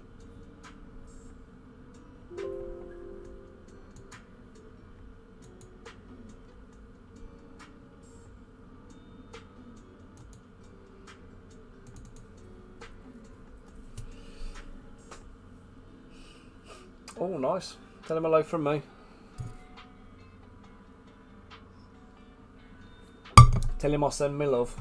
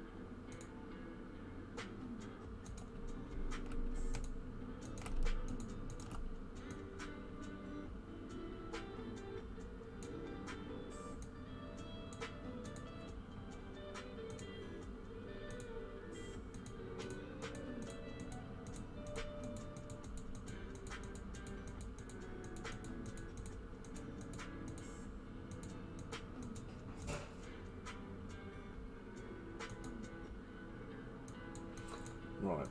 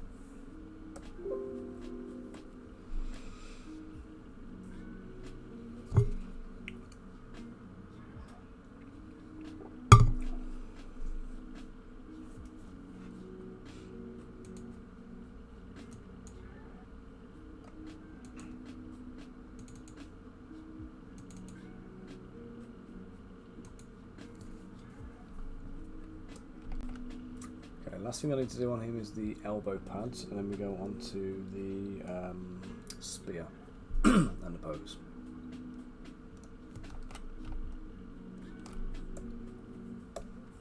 So elbow pads I'm going to do symmetrically, I think.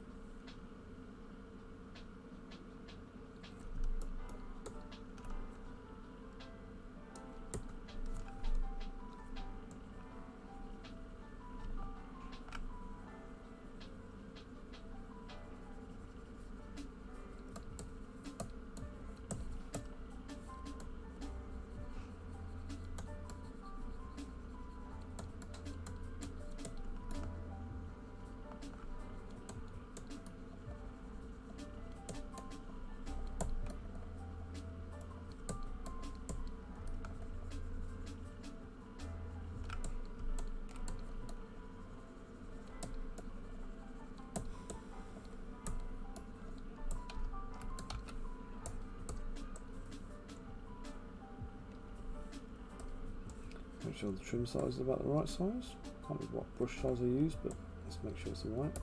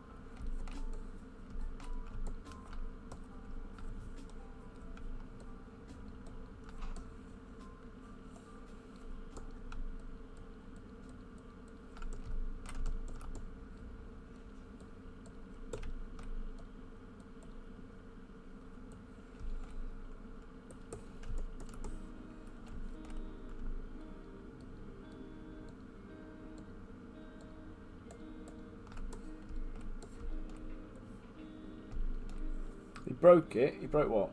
Stream or your PC?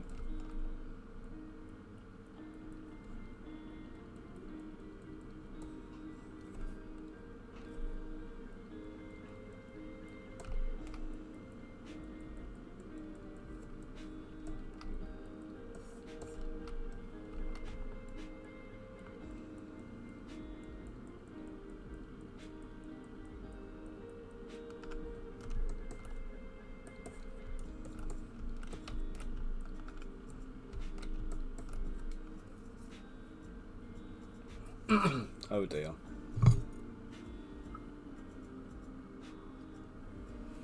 I dropped a drink on the computer or something. Kevo. Glad it's not just me.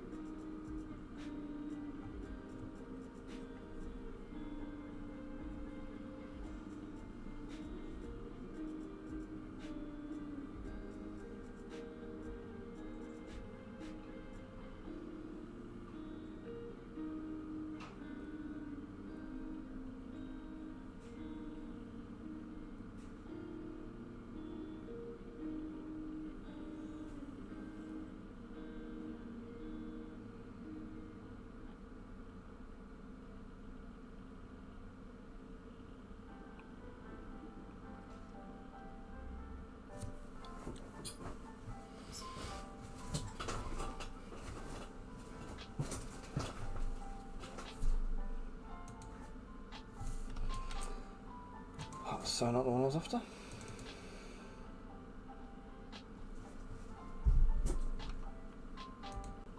I'll do. Totally not the one I was after either, but I'm fed up looking.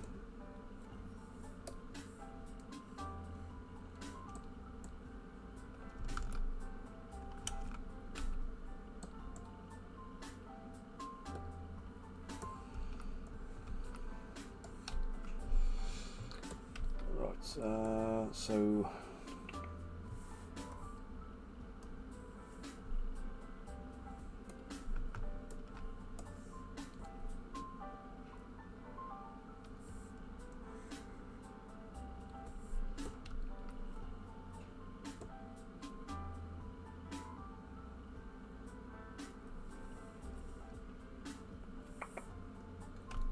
totally forgot what I was doing.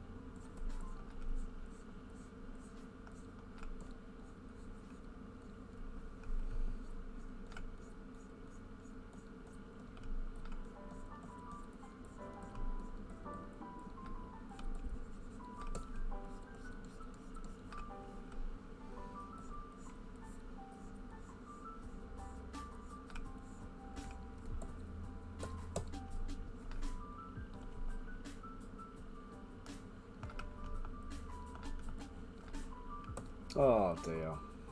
Rookie mistake, Kev.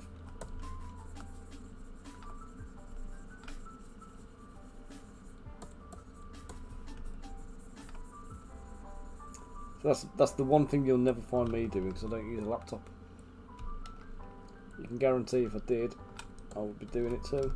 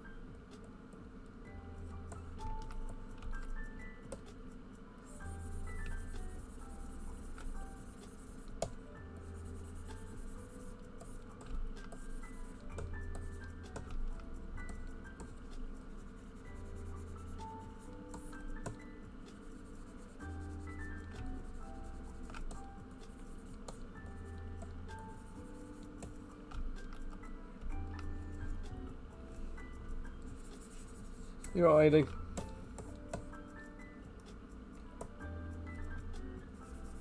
What's up?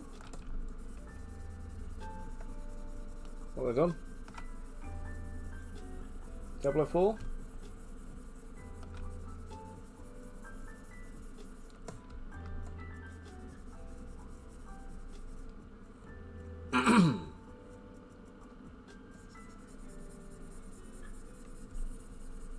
What do you mean? What have they done?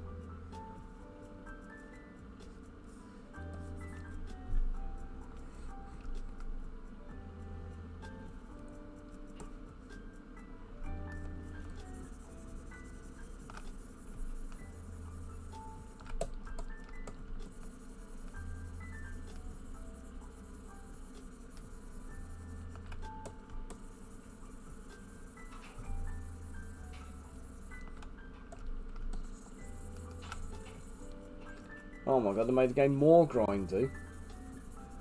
That's like literally the opposite of what anyone wants, isn't it?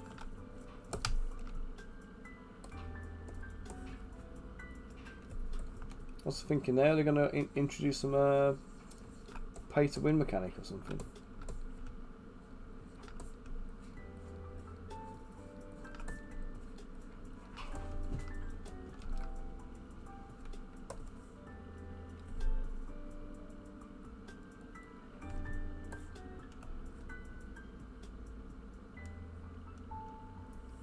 What's Black Desert?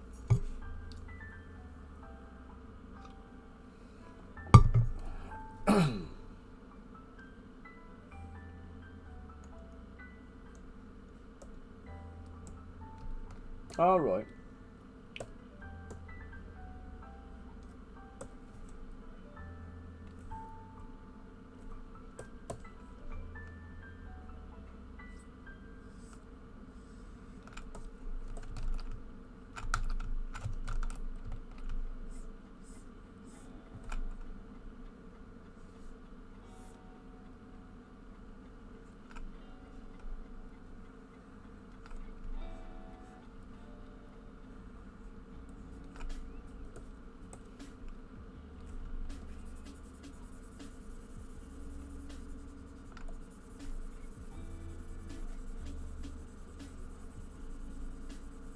Hey Max, how we doing, matey? Come see Joshua taking shape. A few issues with software crashes, but he's nearly there.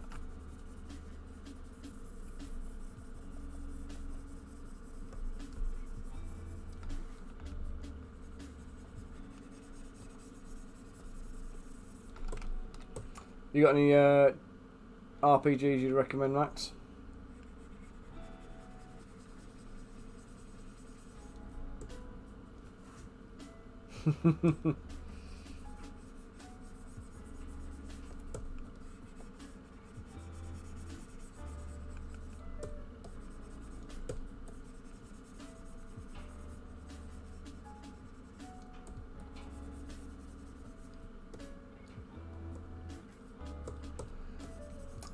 Either or. We were just saying. Ada was just saying that they've that Blizzard have stuffed up Diablo 4 by making it more grindy and less rewarding. So I was thinking any other like, RPG type games that people might want to have a look at. That I know you're well versed in them and you've got your collection. I wonder what your favourites are.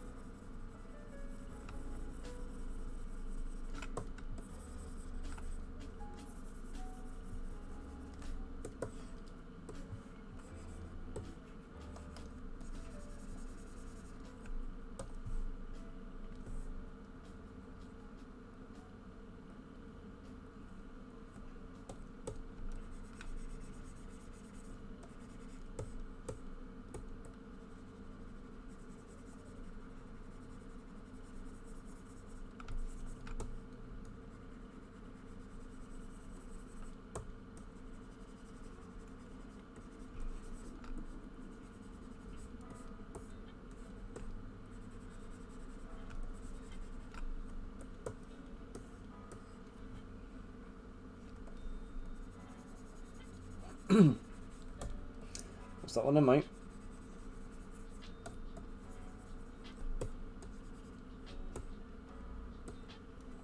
Have you played Diablo, Max? Have you been playing Diablo 4?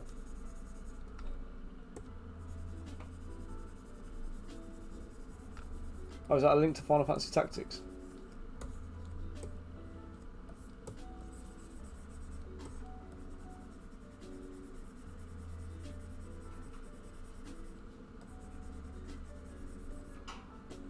Ah, Sakaiden. I used to love that game.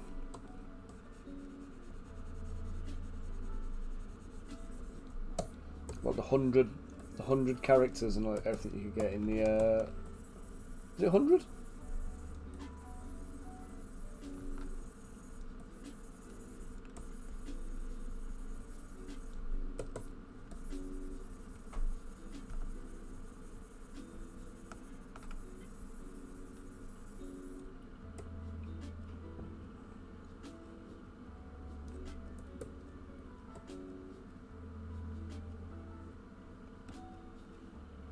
The Witcher 3, is that the Wild Hunt?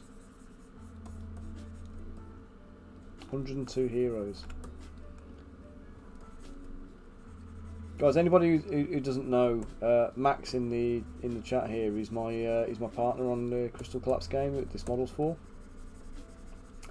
So he's the brains behind the game mechanics. So as you can probably tell, Max is a massive fan of JRPGs and the game we're producing, Crystal Collapse, is very, very JRPG influenced.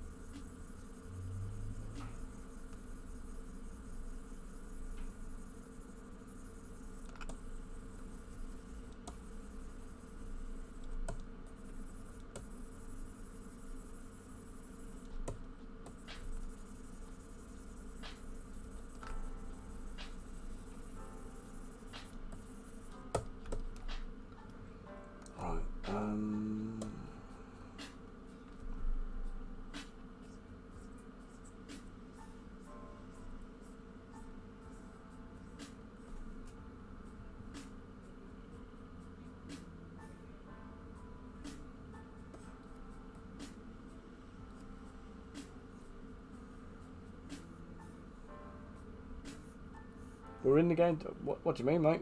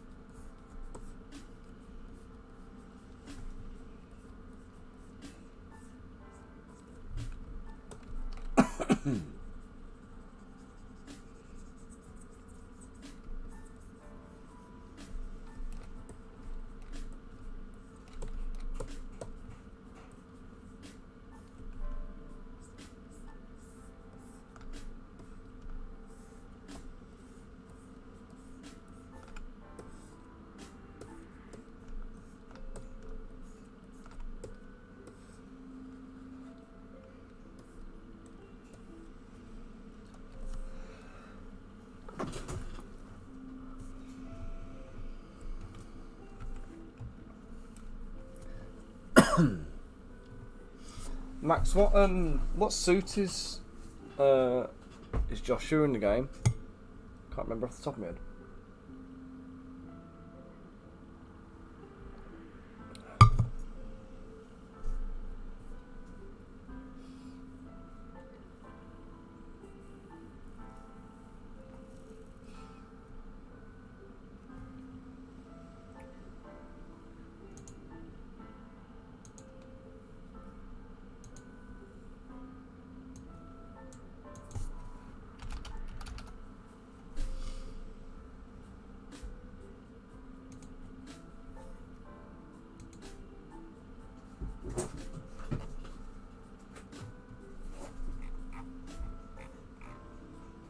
Clubs. Okay.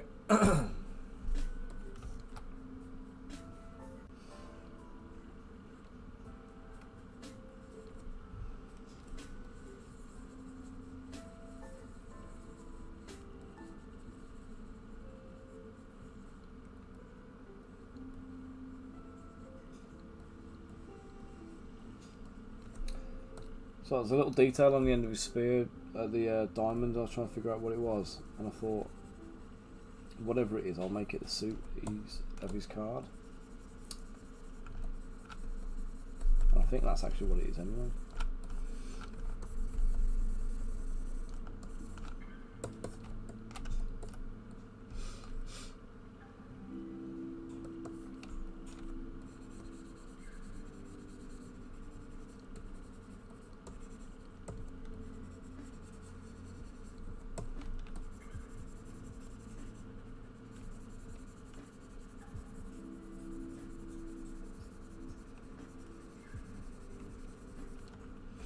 I've got a feeling my next door neighbours are going to end up moving out and selling their house, you know.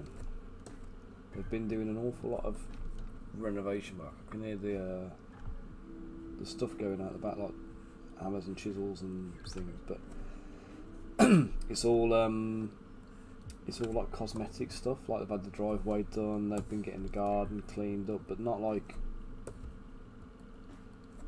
in a big way, but like enough to make it presentable, if that makes sense. Painting the fences, getting the paint touched up and all that kind of stuff, and then they've done like they've ripped out an old bathroom and they've changed the bathroom, and then they've done lots of other like little jobs. They haven't said, we don't speak to them that much, but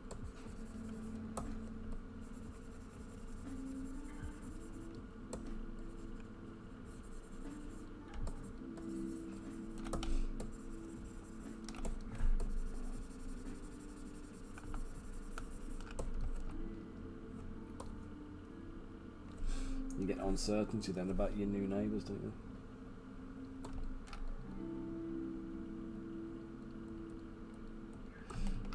Just don't want anyone noisy. Okay, let's put diamond in the middle of there. Yeah, 25 years of pure JRPG love in this game. It's influenced by like so many things, like say starting back at Final Fantasy Tactics, Tactics Ogre, Suikoden, you know, many other little homages to games we both love. So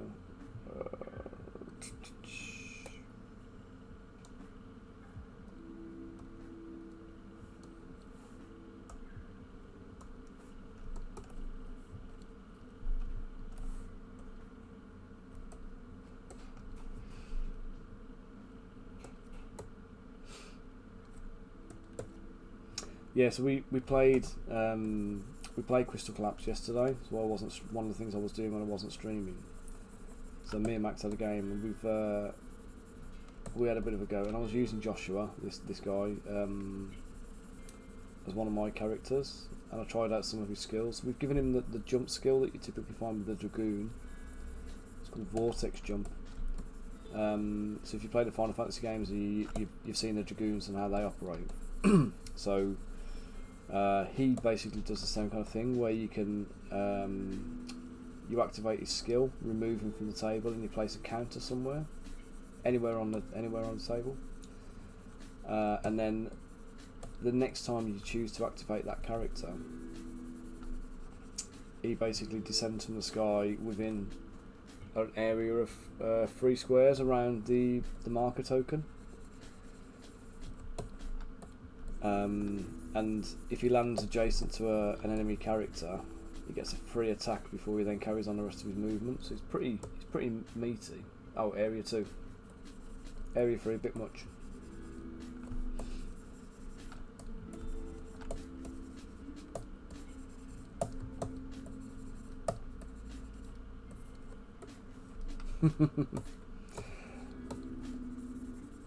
Max, a suggestion for Joshua as well. I was thinking about. I don't know if it might be worthwhile doing, because he's descending from above. Perhaps he should displace a character.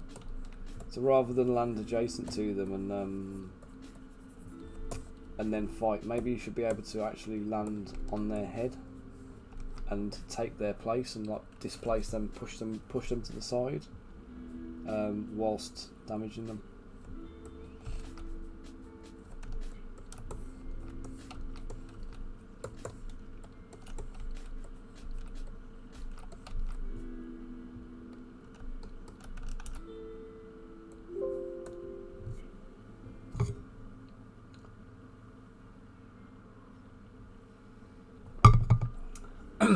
Just a suggestion.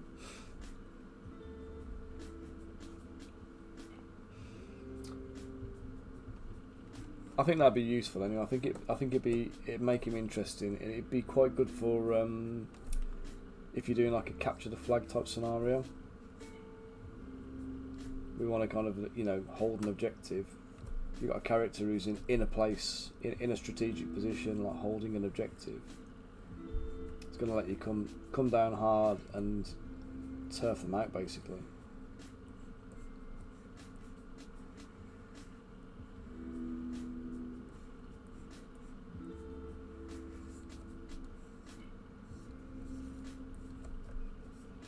Oh, here's another idea as well for a scenario, Max. Let's do a hold the objective thing, where you basically have to get a character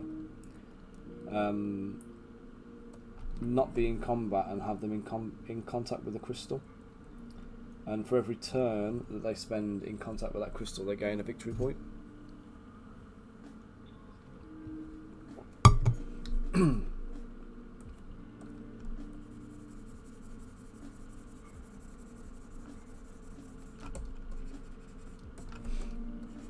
Nice and simple, but you can see it's going to become competitive.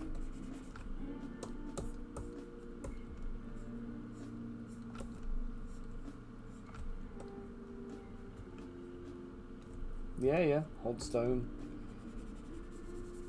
king of the hill kind of thing. Those kind of scenarios. I think that'd be quite cool.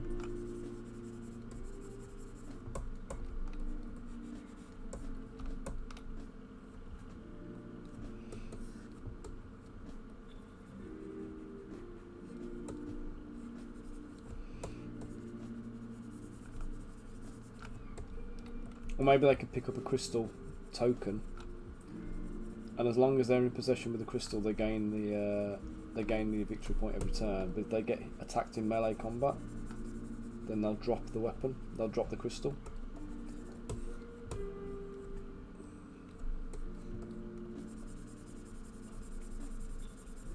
So they'll have to either defeat the opponent or pick up the crystal again with an action and then run.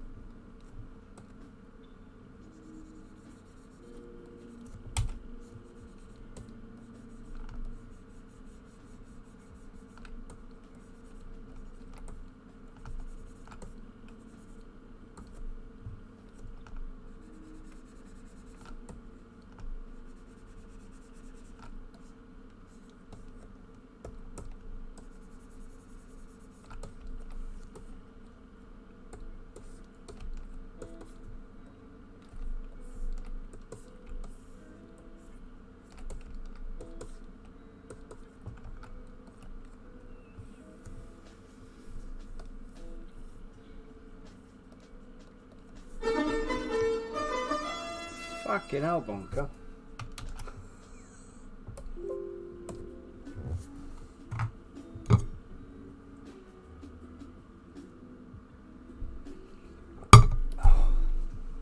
Do me in, mate.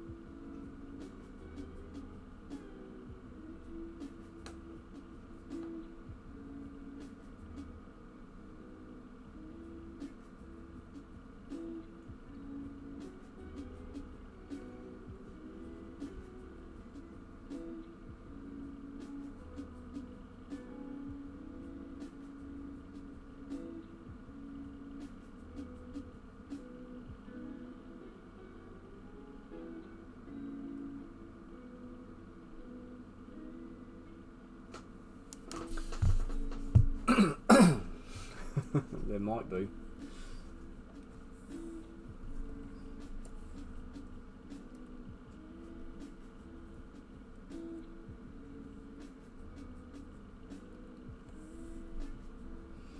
Here's a useful little brush as well for just adding like little tassels and things on.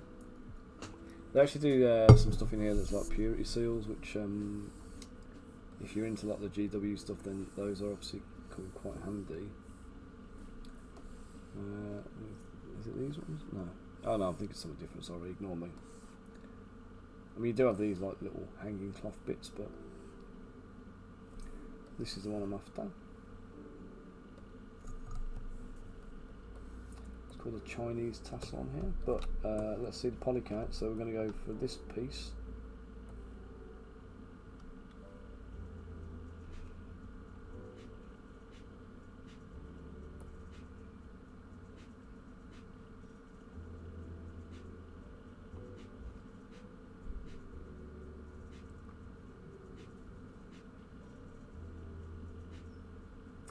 Bonker, I think you cursed me, mate.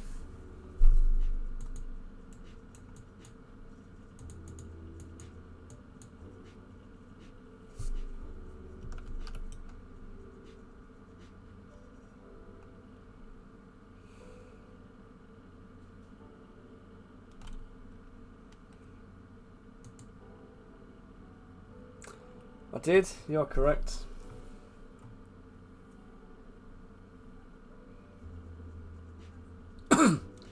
I crashed the bugger now so I can actually get it back.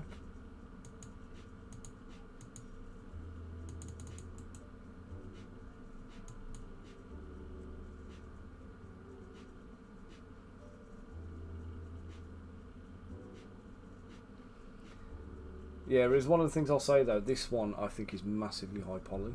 Like this one, I use it often, but then when I've used it a little bit, I'm kind of like, ah, Jesus, man. Oh God, what's going on there? Whoa. That's what crashed it. 97 million polys. So I don't know how many polys is in one of these, but I've put it on there 50 times because I've got the radial symmetry on still.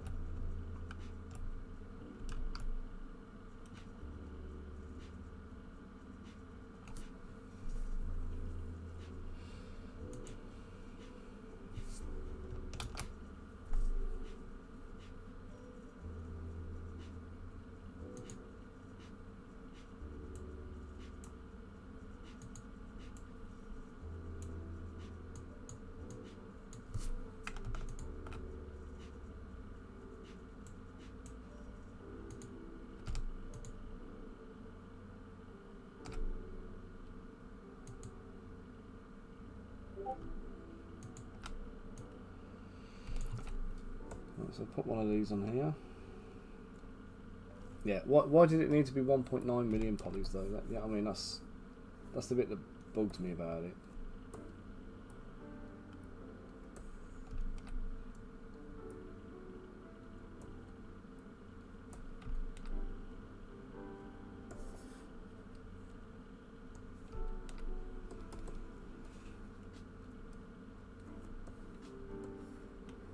It is indeed.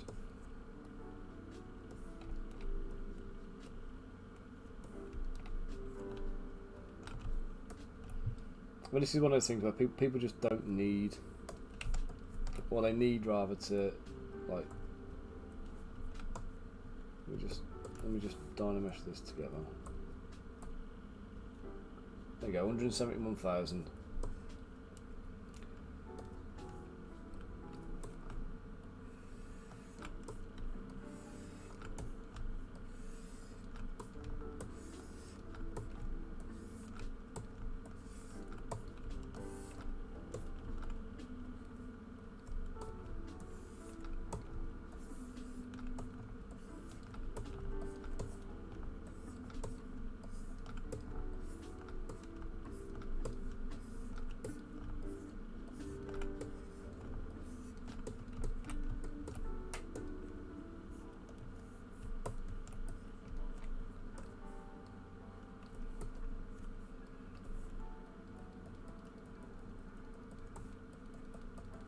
Well, I'll be honest, I don't do low poly myself, but I certainly wouldn't make an IMM that big.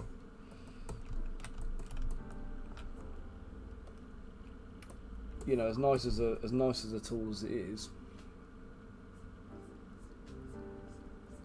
it does kind of reduce its usability down a little bit. The other one, I bought some stylized wood ones a while back, for like putting in like wooden planks and posts and things.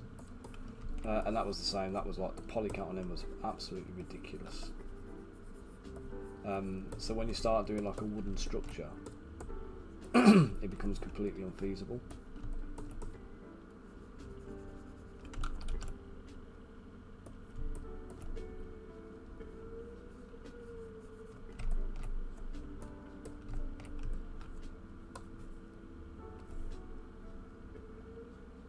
Yeah, never, mate. Never, never, never.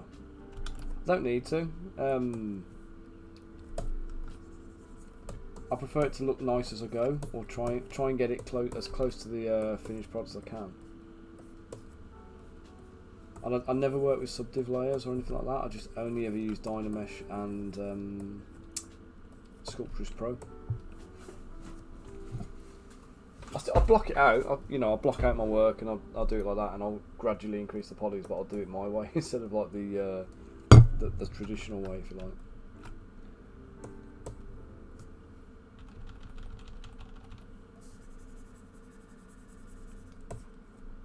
But that's just, like I said, that's just how it works for me, I suppose. Yeah, no worries, Max. You take it easy, mate. We'll have a catch up later, dude. I'll send it. I'll get Joshua exported in a minute when he's finished, and then we'll get the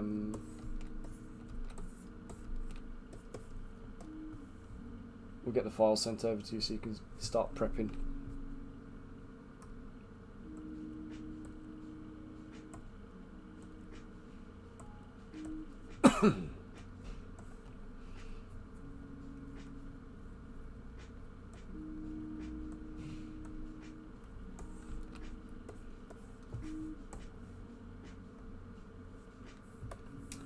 look, it's a teeny tiny little spear.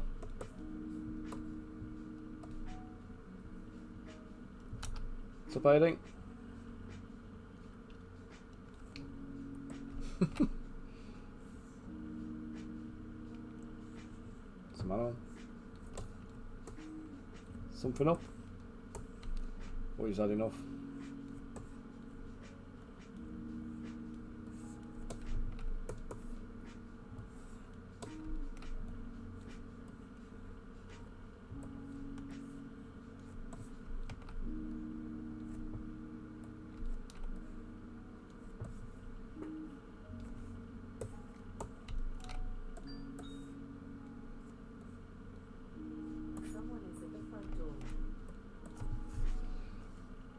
Tired of life. Talk to me. What's up?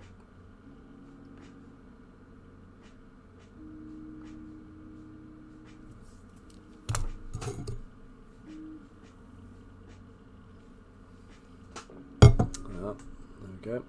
Mother-in-law's just rocked up.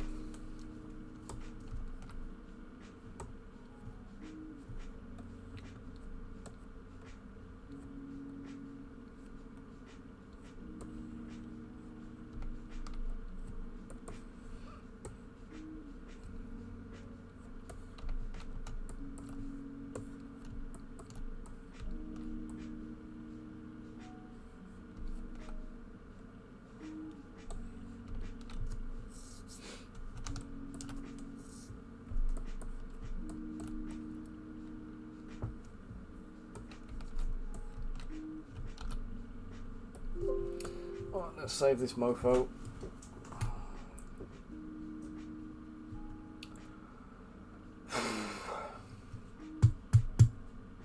Oh, balls. He's got a strap over his shoulder, hasn't he? Missed that one. I might leave it off.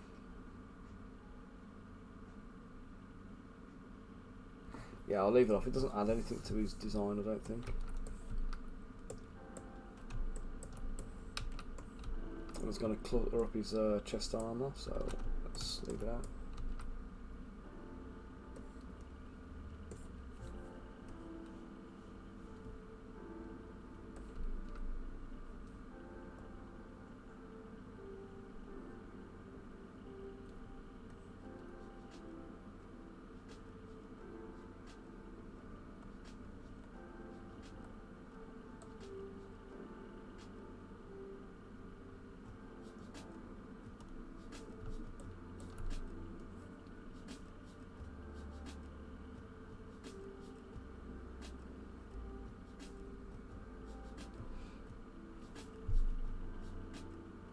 I was going to put him on a 32mm base, but actually it doesn't matter.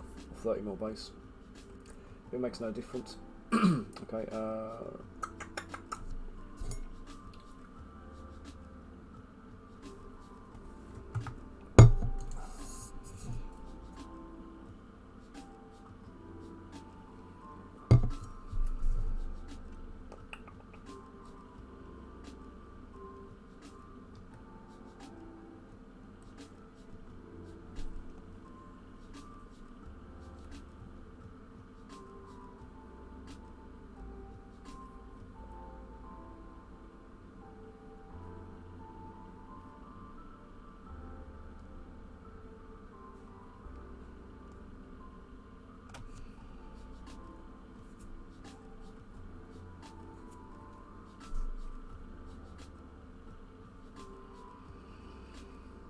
I don't remember what I need to do.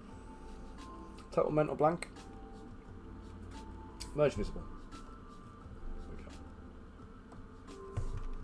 go. I remembered.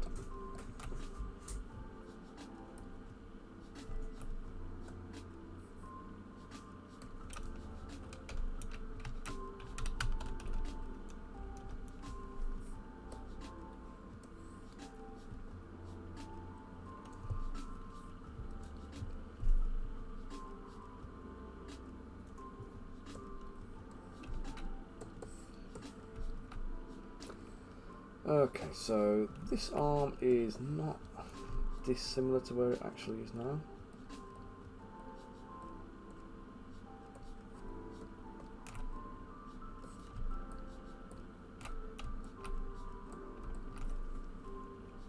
Pose time, yep. Absolutely, mate. Nice simple pose as well.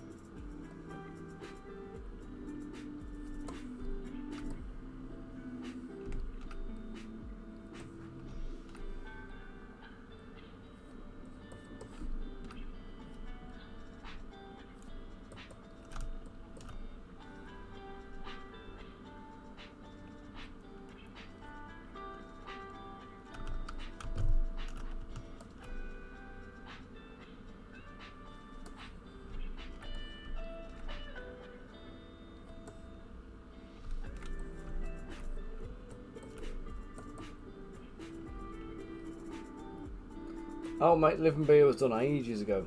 Yeah, that's exported and getting ready for supports later. Let me pull him up on screen, I'll show you.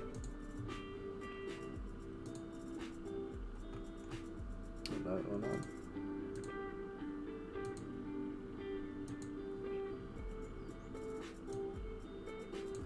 There we go, mate, all done.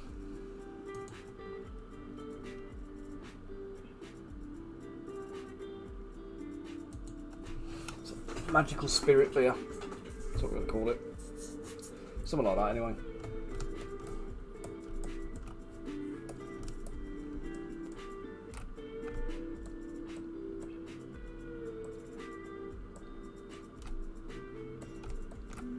Cheers, mate. This is Joshua from Crystal Collapse that we're working on. So you can see the image of him in the bottom corner of the screen. Let me bring him down in full so you can see the artwork I'm working on. There we go. If you want a bigger version of it. So that's Joshua. He's one of the Kingdom of Ireland characters. In fact, you know what? Let me give you a little preview of some of the other characters and I'll show you what's going on with it. But where to put it? So here's some Canva stuff that we've been working on. A Canva project to kind of get the stuff done. So minimise it so I can see your chat. So we've got various different characters. You see each one of them's got the symbol on the corner, which denotes their we're using playing cards to trigger the characters in the game. So the gameplay is using playing cards and dice. So what you'll have is you'll have all these different characters. Some of the artwork I think is placeholder artwork still. Just this guy's placeholder and this guy's placeholder. So the rest of them are using the proper artwork that we've had done. So you've got Nagel, the mage, will be one of the next ones I'll work on. Victoria, Her face needs a rework, but she's good other than that. Oh, guys, give me a second. Let me just speak to the wife again.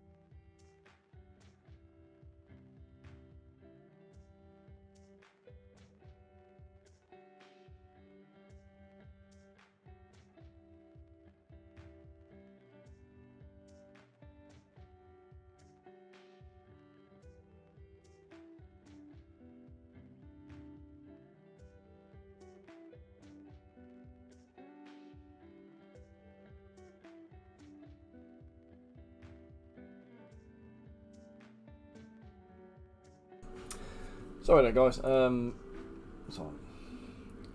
I was going to take the mother-in-law out somewhere.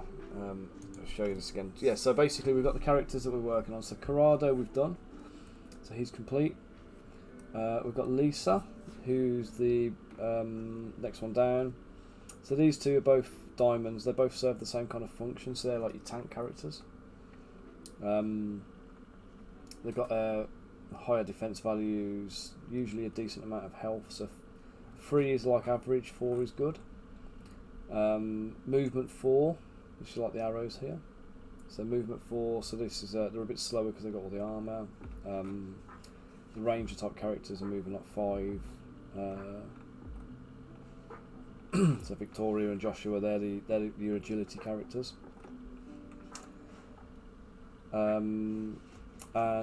Yes, they've each got like 3 skills. They've got a card skill, 2 card skills that you can play a card to activate, and they've got a passive skill that just happens when the conditions are met. Every character works in the same kind of way.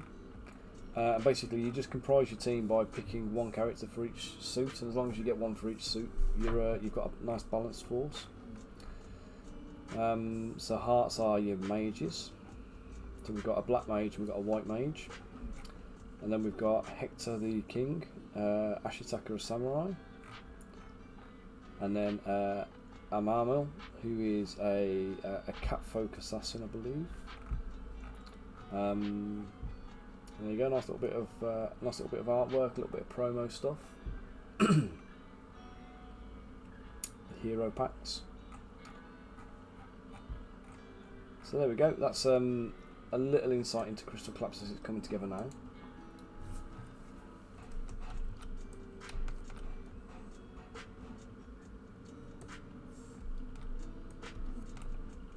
Yeah, I'm looking forward to it. I think it's going to be well, I know it's a good game because me and Max have been playing it. It's definitely a good game, but obviously it's getting everybody else on board and making sure everybody else likes it. If anybody wants to do some playtesting on it and get involved on that side of things, then we're up for taking up playtesters. Well, Rich, you are in luck, matey, because if you want to have a little go, we've got tabletop simulator set up on it. So Max has got to kind of just get the files distributable so they can be shared, and then we're good to start rolling out playtesting. I think we just got to get the the rules were, they were written in English as a joint project for me and Max, and then oh, we got a raider in. The Backer Cam, how are you doing? Oh, Baker Cam, sorry, not Backer Cam. Morning, Baker, how are you doing? Hope you're doing well. Let's square you up with a little shout out. How was your stream today?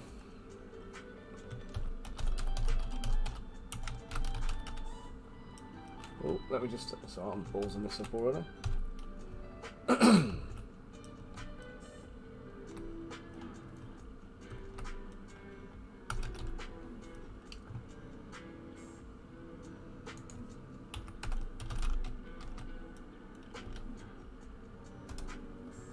we go. Took me far too long as always, but we got there. Hope you're doing well anyway. Thank you for raiding in.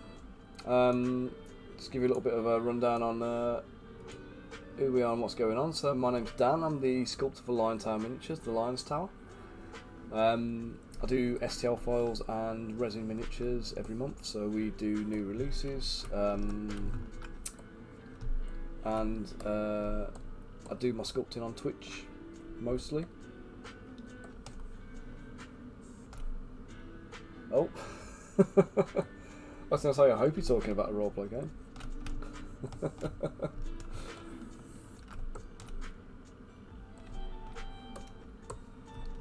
So yes, I make miniatures for roleplay games. I do miniatures for tabletop games, war games, etc. And this particular dude is one of our characters for a roleplay game, a tabletop strategy game that I'm working on with a mate of mine. It's called Crystal Collapse. It's based very much on JRPG type games like Final Fantasy Tactics, Suikoden, Tactics Ogre, Deerfield Chronicles, Triangle Strategy, etc. etc. Hot Oven Bot, good morning. Sorry, good afternoon. It's well into the afternoon now. Thank you very much. So yeah, I'm just in the posing phase of the model. So, well, all the sculpting's taken place pretty much now. Just got a final unifying pass to do.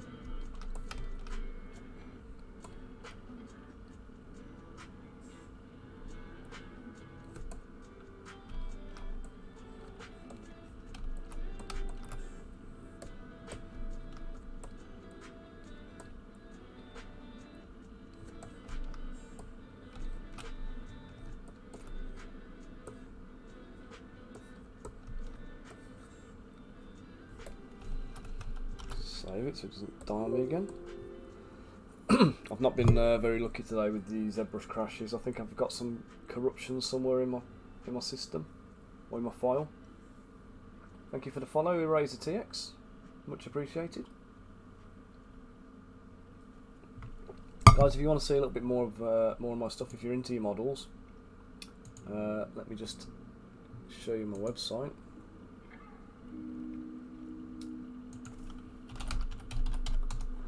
So lionstower.com. A little bit more of my stuff. So we've got a whole massive range of stuff on here, so you can get them as STL files to print at home if you've got a 3D printer, or you can go and place your orders and get some resin models. We do print to order. At the moment we've got 30% off everything in store, so when you get to your checkout you'll get a 30%, you'll get your 30% chipped off your bill. We do tons and tons and tons of models. There's probably over 1,000 models in the range. So it says 190 there, but obviously we've got a lot of them are sets. So you can see like 4 models here. We've got 5 in this set, 5 in this one.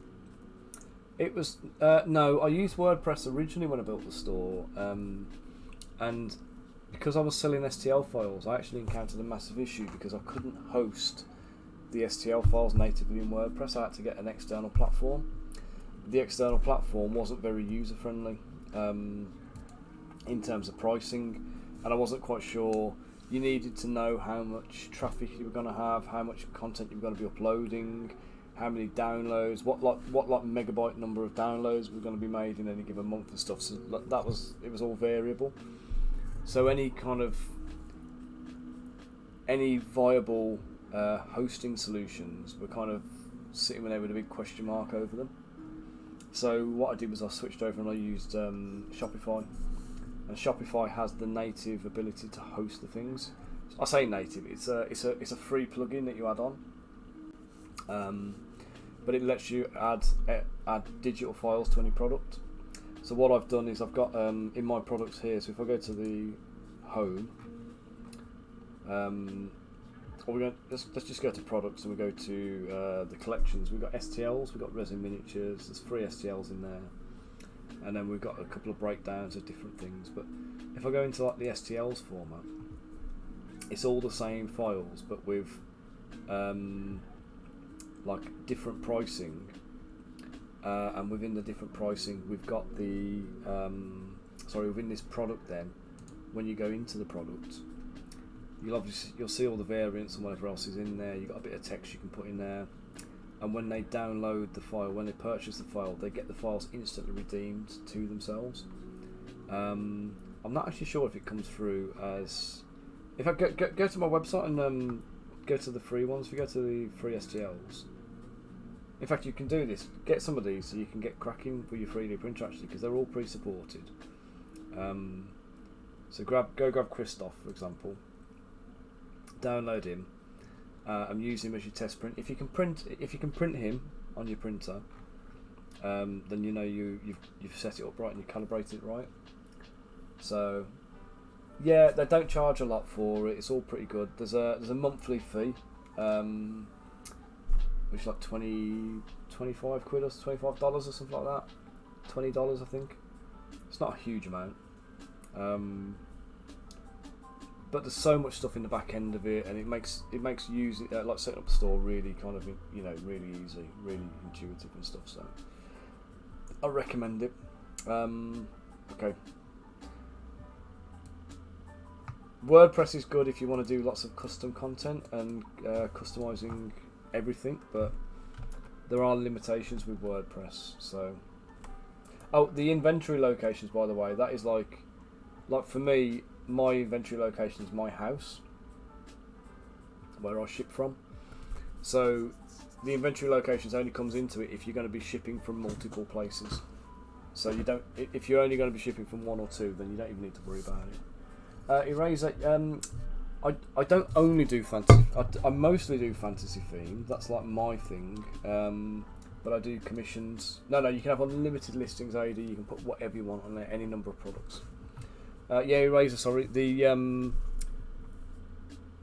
sculpts I do predominantly are fantasy based, but not exclusively. So I do some historical as commission work. I've done some sci-fi stuff as commission work. I've been doing one on stream recently, just to see if I can find a picture of it. That was one I've done this morning on stream. Let me just go and find the picture of the one I've done. So there's a sci-fi guy I've been working on for another client. Here we go. There's one. So it's like a sci-fi steampunk, sci-fi steampunk World War II kind of thing.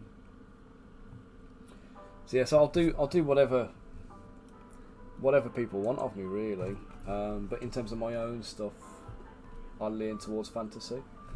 Do have an interest in like historical, in like Dark Ages and Greek and Romans and stuff like that. But yeah, I've been doing this I've been painting miniatures for 34 years. I started when I was 5 years old. I've been sculpting miniatures for about 20 years or more. So I started in green stuff a long time ago, using polymer clays and epoxies and stuff. Cheers, cheers, Adi. And then you bastard. Yeah, so I evolved into doing digital sculpting then, basically because my wife got pissed off with me like spreading my my toolbox all over the coffee table every time I was sculpting. So to keep her sweet and whatever else, I said, oh, I'll start doing digital stuff. Yeah, never looked back. I developed all my own sculpting techniques and everything else. I figured out everything I needed to do. Found a way that works for me, and that's it really, I suppose. I just do what I do. Don't really need to do more than that. There's a lot of functions in Zbrush. I mean, AD and Riz are in the chat, both also professional sculptors, professional modelers, doing a lot of cool stuff. Their training, I would suggest, is probably a little bit more, you know, like you've gone to school and learnt it maybe, or you've learnt from kind of doing digital stuff rather than physical things. I could be wrong, but like I say, for me, it's I don't use like the what do you call it, like the dynamic, not dynamic topology. I don't use like subdivisions when I sculpt. I just do everything kind of like old school.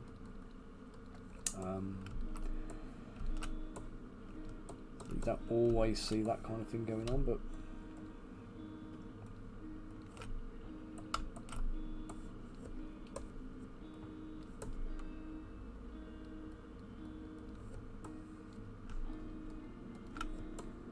yeah, if you've got any questions about what I'm doing or the sculpting or anything else.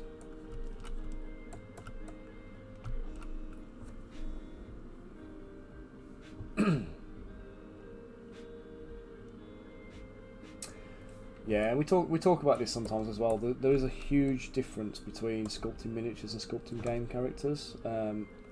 So stuff that renders very nicely on screen doesn't necessarily transfer well into a physical miniature.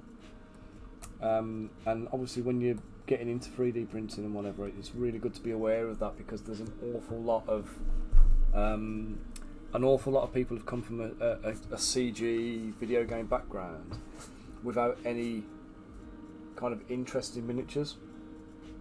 And obviously if you haven't got any hands-on experience with miniatures, it makes it really difficult to make miniatures, but make them in a kind of a, I'm going to say convincing way. I don't mean convincing, I mean like to be practically viable, if that makes sense.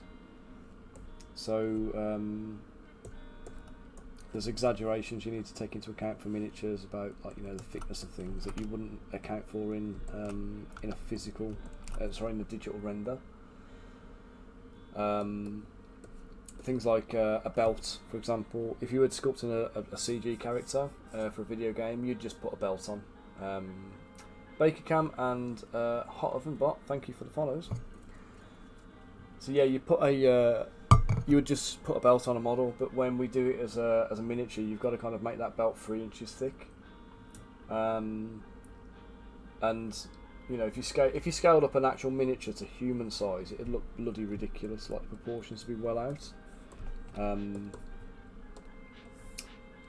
So traditionally with like human models, you would say like, I think it's like an 8 heads, is it? Is the traditional model. So a human is 8 heads tall. No human's actually 8 heads tall. That's like your idealised one. But let's say for the sake of argument, we're dealing with 8 heads. When we start looking at miniatures, you're actually probably looking at more like 6. So if you take an 8 head character and scale them down to 32mm scale, you're going to end up losing a lot of detail and a lot of definition in the model. You have to really start to stylize it the smaller you get, and I think this is one of the things that is missing a lot. So there's a lot of studios out there who are producing models, and they'll be like, this model is both 32mm scale, 28mm scale, 75mm scale, and 150mm scale. It isn't, can't be, it's not a physical possibility. The model's made in a particular scale, and the size you choose to print it at is down to you, but the size doesn't make scale, if that makes sense. Scale is to do with the proportions and the exaggerations and the level of detail that's put in. So just, you know, you need to be wary of those kinds of little pitfalls.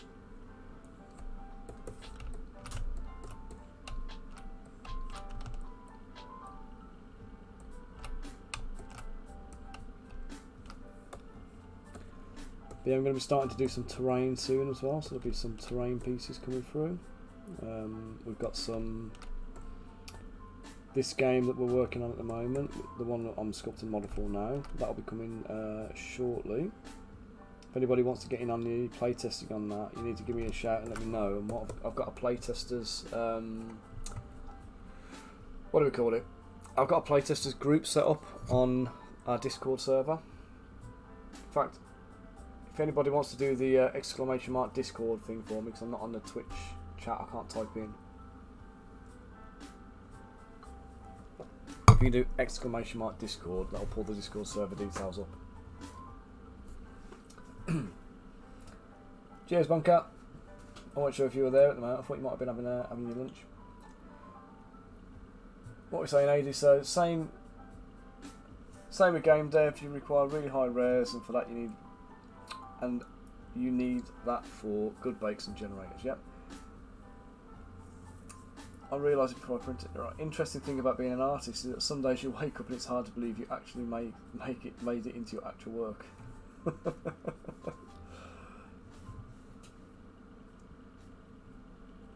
So there you go. So if you join the Discord, anybody who wants to do it, just pop in the general chat. Can I be a playtester, please? For Crystal Collapse, and what we'll do is I'll add you to the playtesters group, and then when we start rolling it out, it's going to be run through Tabletop Simulator. So we'll run the Tabletop Simulator assets around, so you'll have a little project you can download and whatnot. I think he's done actually. Yeah, he is actually. I'm going to call him complete though.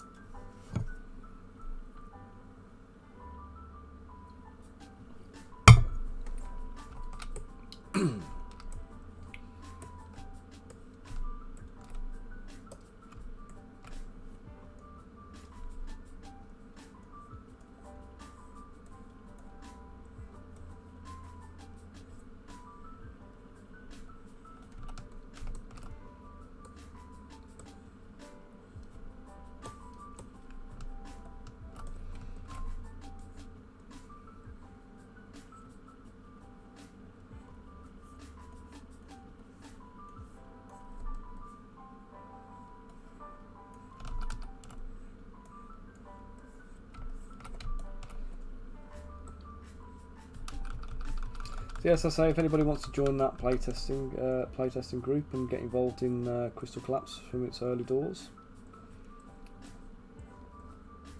if you then go on to like back it on the Kickstarter, what we'll do is we'll square you up with some a set of minis, so you're ready to play at full whack. Okay, so I think I'm going to call him done.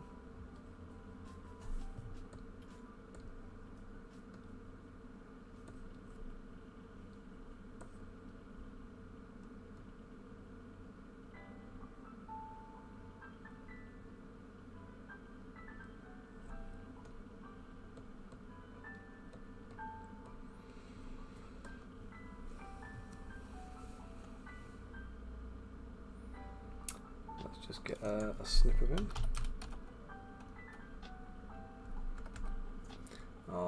Something on my computer is not playing ball today. I think I need to do a reboot.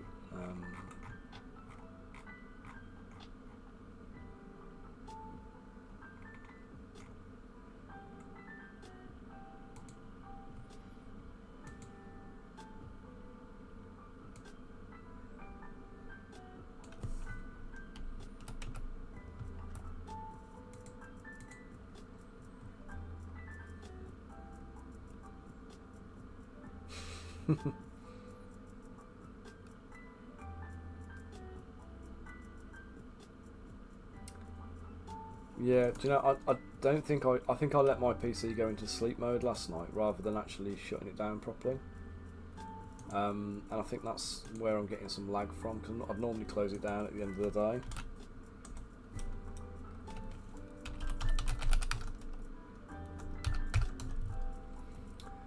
Okay, so next character up on the to-do list, we're going to do Lisa.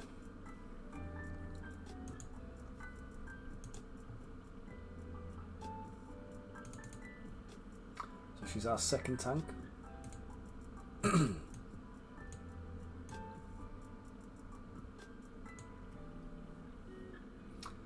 we go. So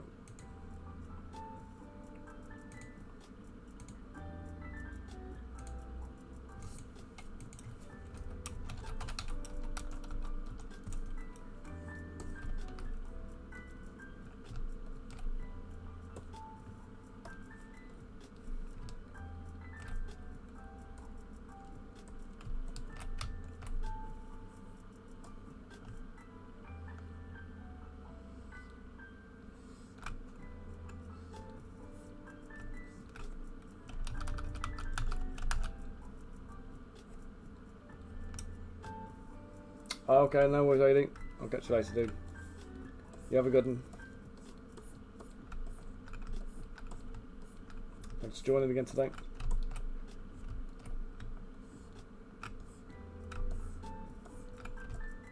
And happy printing.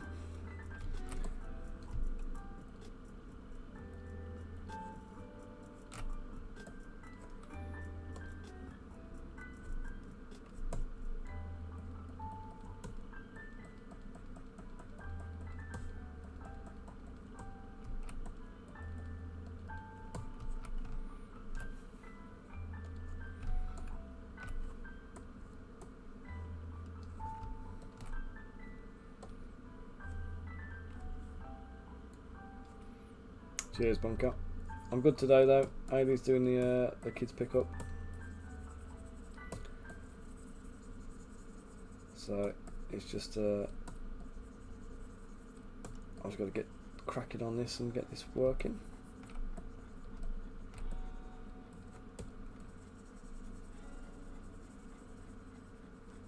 Well, thank you for the time call, dude.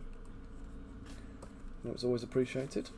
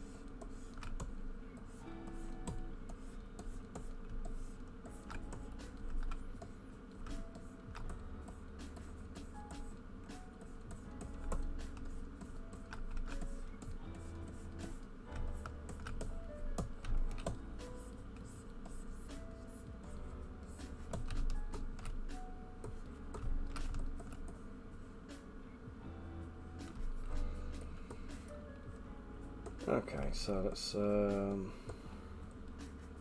sort out his poly groups now. Actually, I think he's ready to just be blended. I think I can just, yeah, I can. Okay, let's just do it. Let's dynamesh him. Let's go for 5. Let's go for 1,000 to start with. Hopefully that's okay. Potentially that's a little low.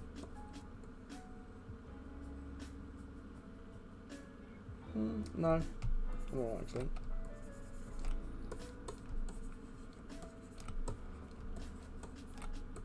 Don't think I should have any like holes to fill on this guy like I normally would.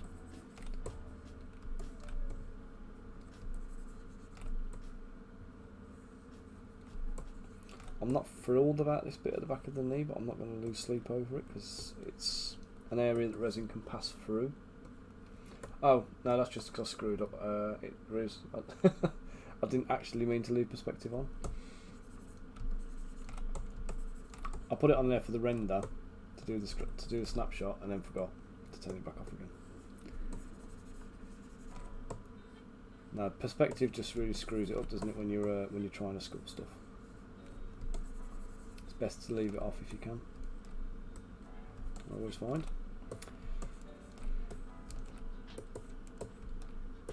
Well, I think that is probably the neck. That was the bit I need to do.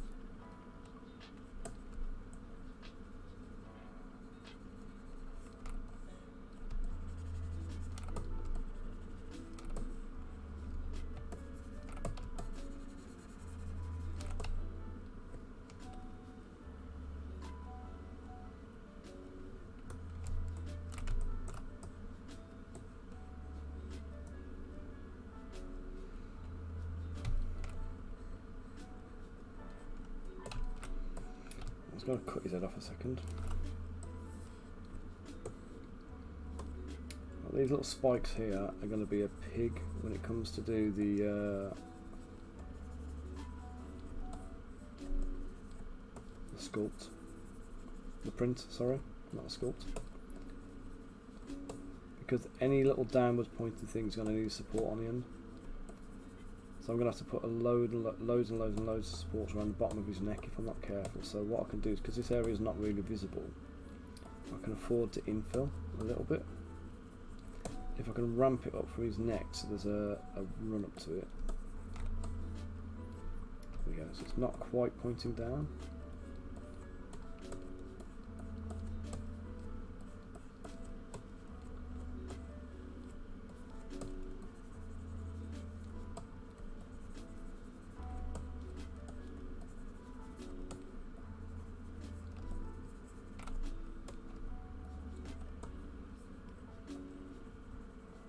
What that means then is that all those little bits are actually supported themselves.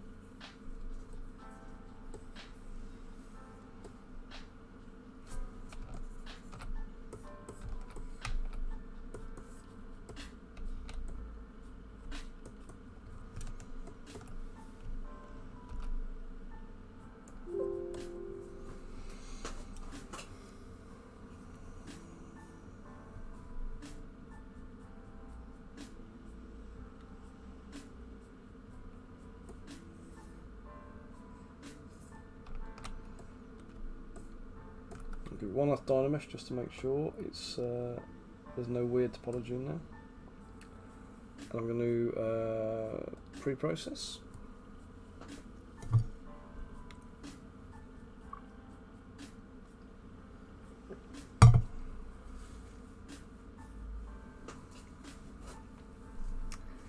Okay, and then we're going. Oops, still going.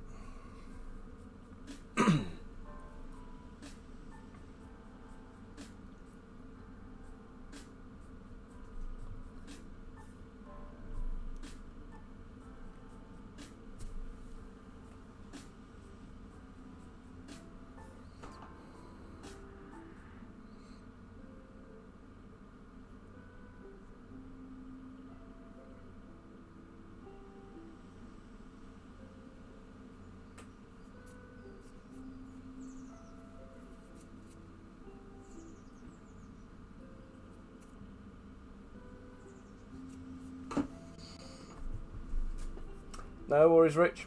I'm going to be knocking it on the head in a second anyway once I've got this guy exported. Thank you for joining today.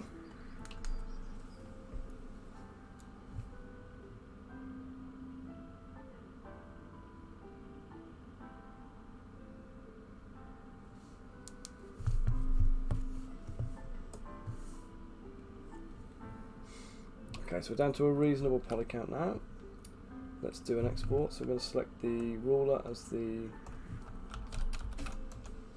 active tool. Joshua is a passive one, so 1, 2, 3, 4. So he's 40mm tall, which is, it's not a typical scale I work in. This is something else that is like Rich, I'll add you to the playtesting group on the Discord in a minute. Okay, mate. Cheers, guys. You take it easy.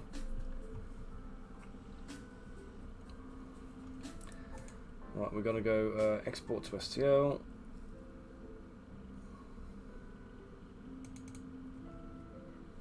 Crystal collapse, 40mm minis, and save.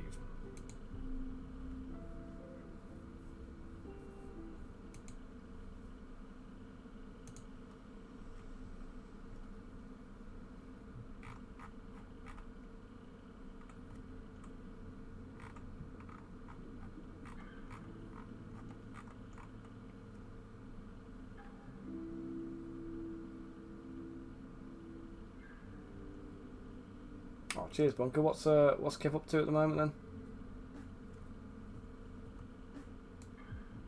Oh, for a raid out, you mean? Yeah, if Kev's up and running, let's go raiding.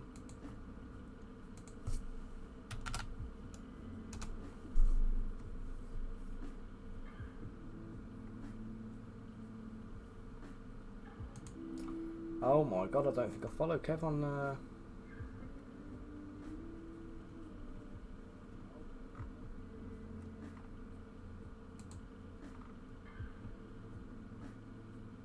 Oh, he's only got 17 followers. He must not use it much at the moment. Oh, he's just started. Right. Yeah, in that case then, guys, Kev's only got 17 followers on his Twitch. So if you click on that link, Bunker's just fired up. Go give him a follow. Because the man's crazy. He's a lovely guy. And I'm sure he'll appreciate the followers.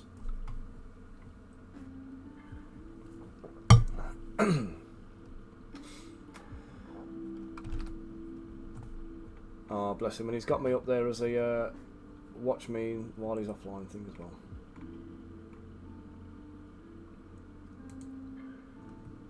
Okay, right then. So he's exported. Let me save this file.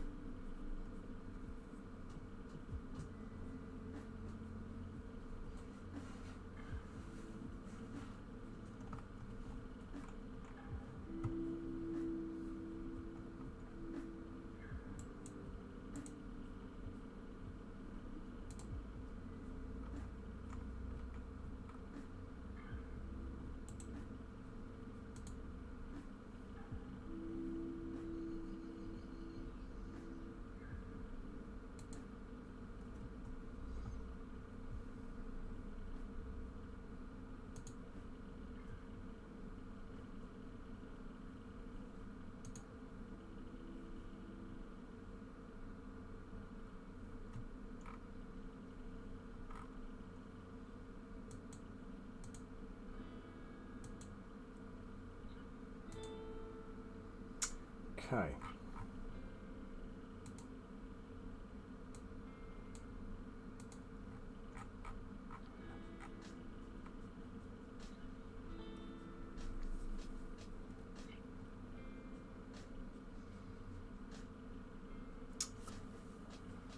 Right then, so next thing I need to do, lychee. Oh, the skeletal minotaurs, guys, came out like a dream.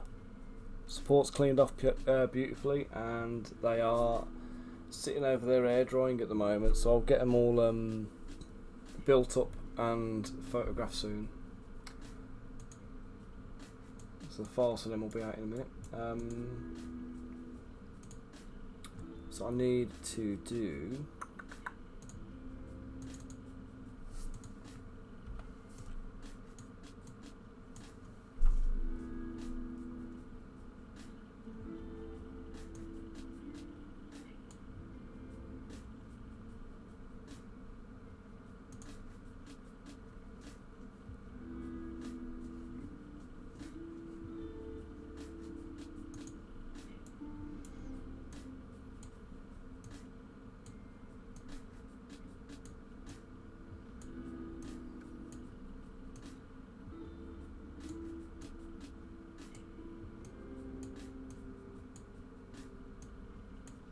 So I'm just going to do the repair 3D model in Lychee, see if that works okay.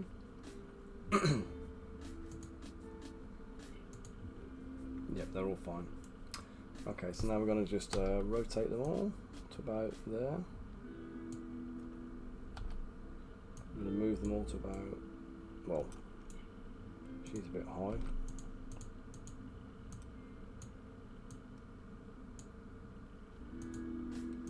About 5mm-ish off the build plate.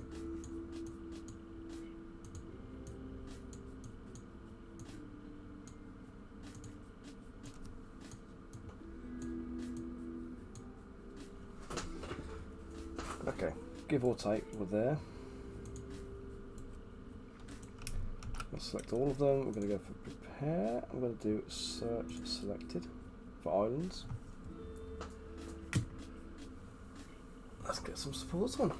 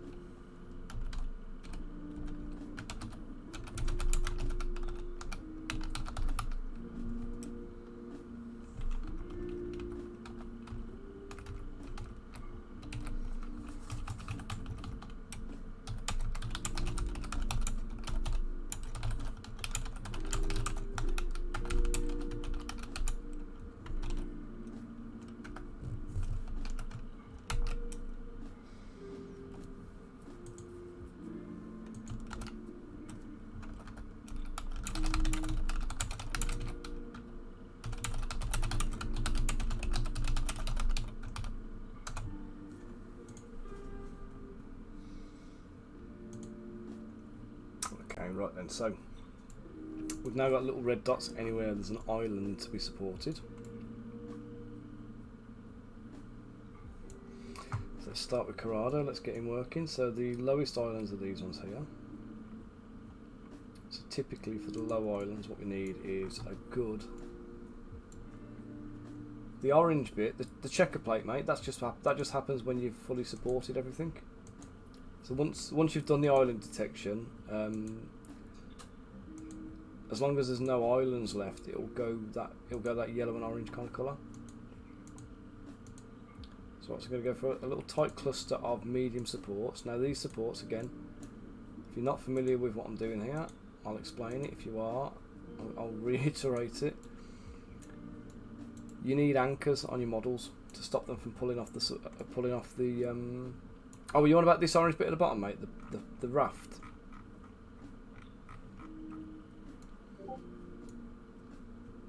Okay, so this raft here, you literally just click on raft on supports, and then I've got this one over on the right hand side, shape wall, and it gives you that little lip around the outside that lets you, when you get your spatula under it, you give it a little twist and it'll pop off. So this is my settings on it. I have precision set to 0.50, which basically when you look from the top down, it stays quite close to the border of the model, to the silhouette of the model. If you go any higher than that, the thing will grow and it will kind of... Oh no, sorry. Precision keeps it tighter, so higher precision is better for the look of things.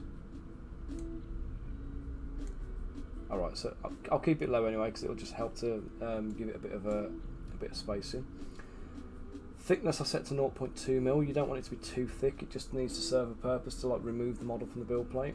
If it's too thick, it's going to use a ton of resin, so don't don't go much thicker than about 0.2, 0.3 mil. Angle 200%, that is the angle here that this is running out at. So if you go lower, then it's going to end up a vertical wall, which is no use at all. The higher you go, the more it angles outwards, so you want a high angle outwards. Z limit I set to 0.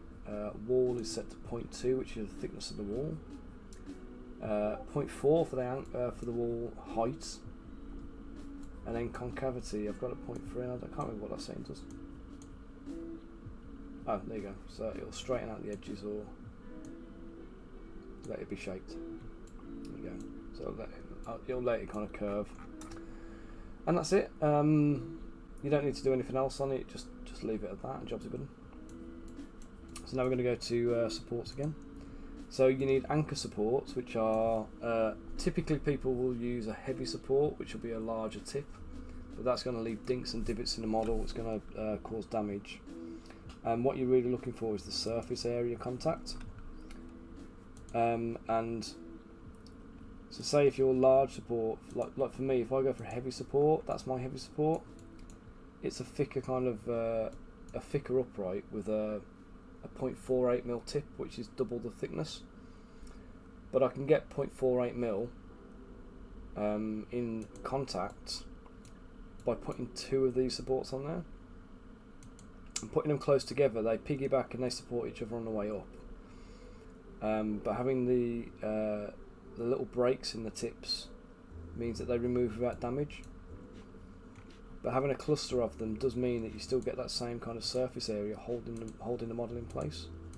In fact, more so, because like what I've done here, so we've got 1, 2, 3, 4, 5, 6 supports, 7 supports, holding the back of this heel in place.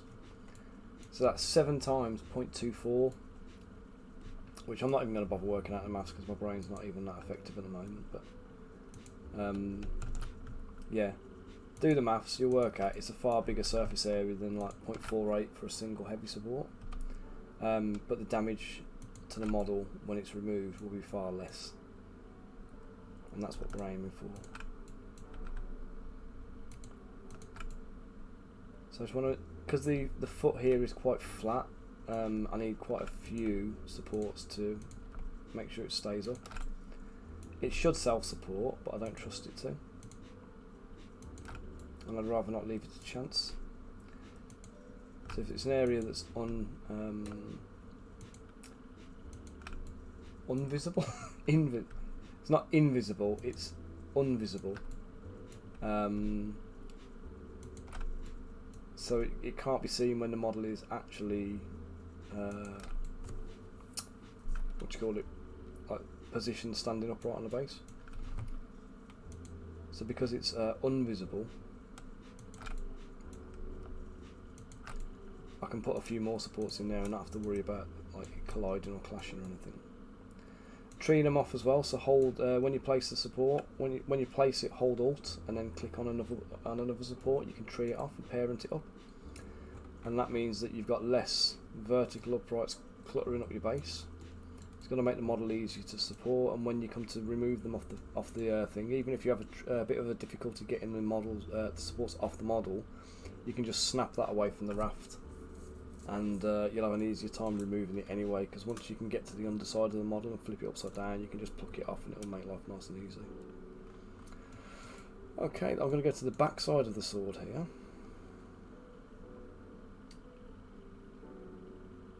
Because again, if I put the supports on the front edge, they're going to be visible. So I'm going to go for the back edge of the sword, capture the islands there.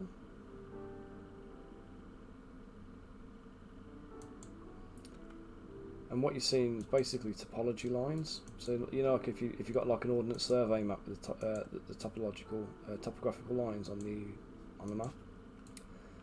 So imagine these white lines being the same kind of thing. So when you look at it from underneath, you'll see where the slices are going to be. As it comes down to a circle and it becomes like a little white ring, like here. That's when you know you get into an island, and that's where you need to put your supports.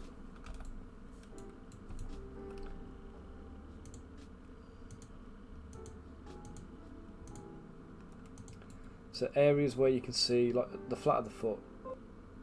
Oh, the flat of the foot where we can see quite a lot of the line like that.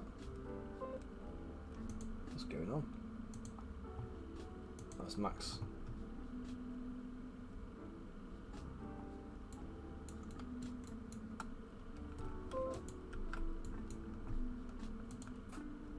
What's going on? He's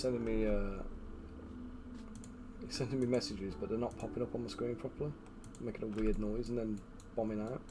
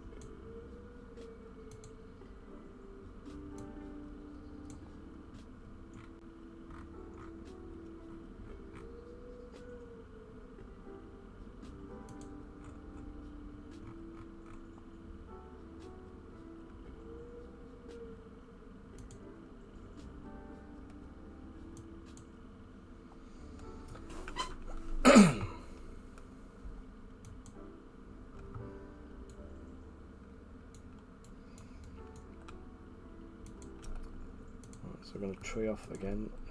Support the ridge of the cape. So where you've got like a long edge like this, what can happen is if you don't have proper supports on there, you'll look at the cape backwards here and you'll start seeing horizontal slits along these white lines. And it'll delaminate and it'll start peeling backwards. So you'll have like a little, almost like wood shaving look to the edge of the cape. And that's usually because the supports you put on aren't sufficient to properly support it. So you can pick up the islands, but you can still end up with issues. So just always account for additional supports, just for those little edges like that, especially if they're long runs, like this cape is.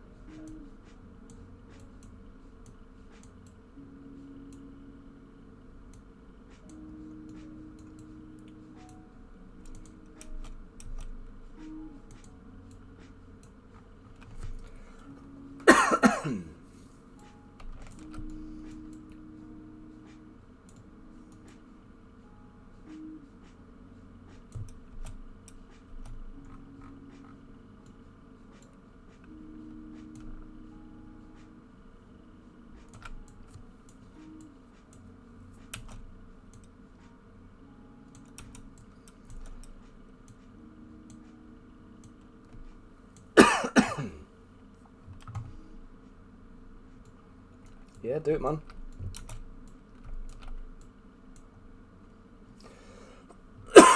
It makes posing so much easier, and if you're going to go and do like a sculpting pass at the end to unify it and kind of connect up all the muscle groups and rework all of the musculature and stuff, then you know you might as well separate them out and keep them separate for ease. Otherwise, you end up faffing around having to like mask stuff all the time, don't you? And it's just no fun then. It's a time drain then, time sink.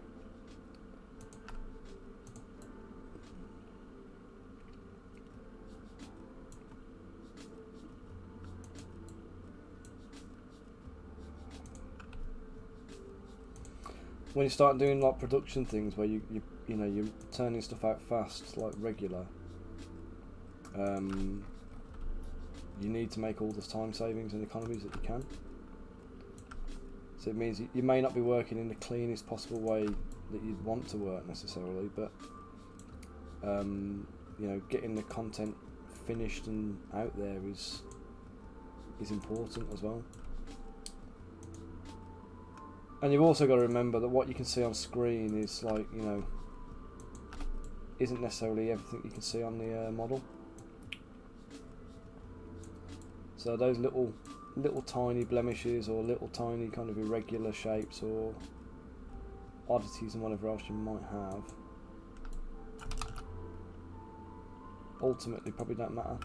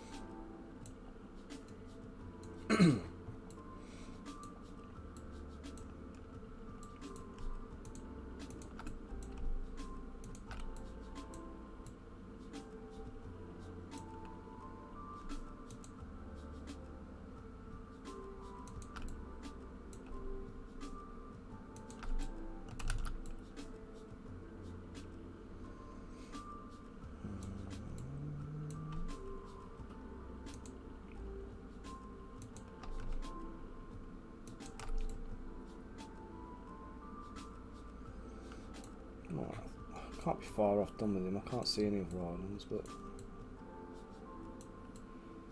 so I am colourblind and the red spots don't exactly jump out at me. I have to really hunt for them.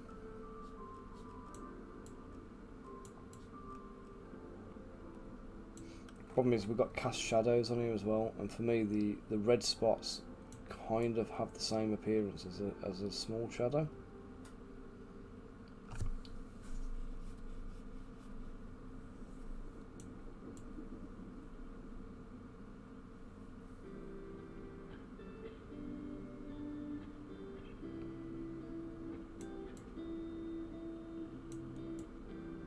Ah, there's one under his ear.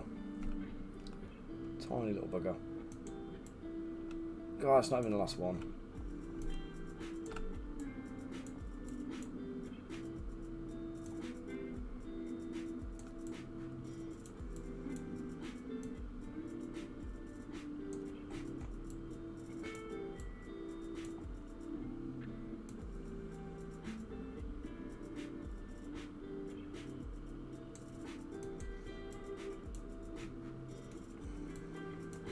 Oh, it is the last one, sorry.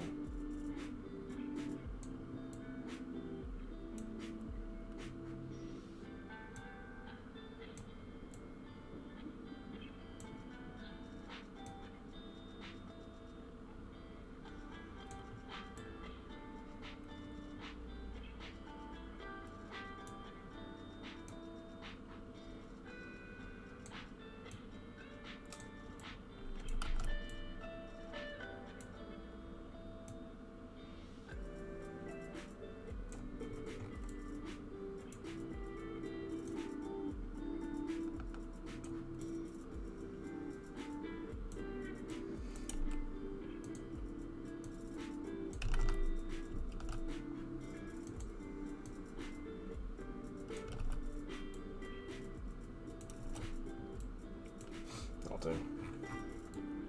I think that's going to be so small you ain't going to notice it.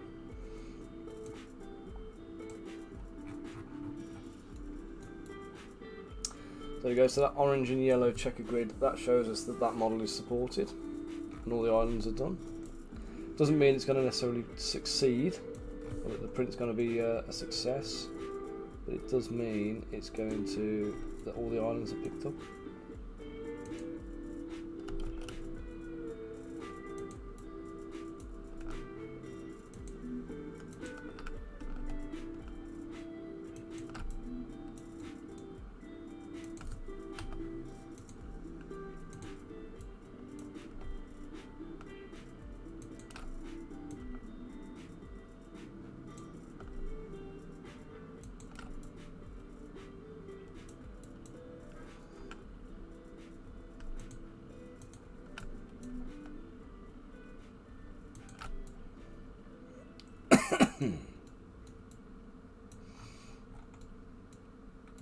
Okay, so let's go to character 2.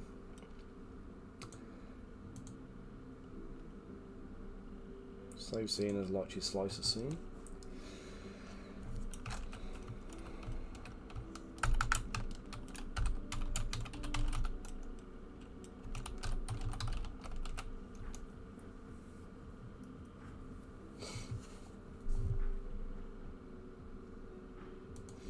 Okay, so this one is Joshua, who we've just been working on. So let's do his heel supports first. No big blowy capes on this guy, which I'm pleased about.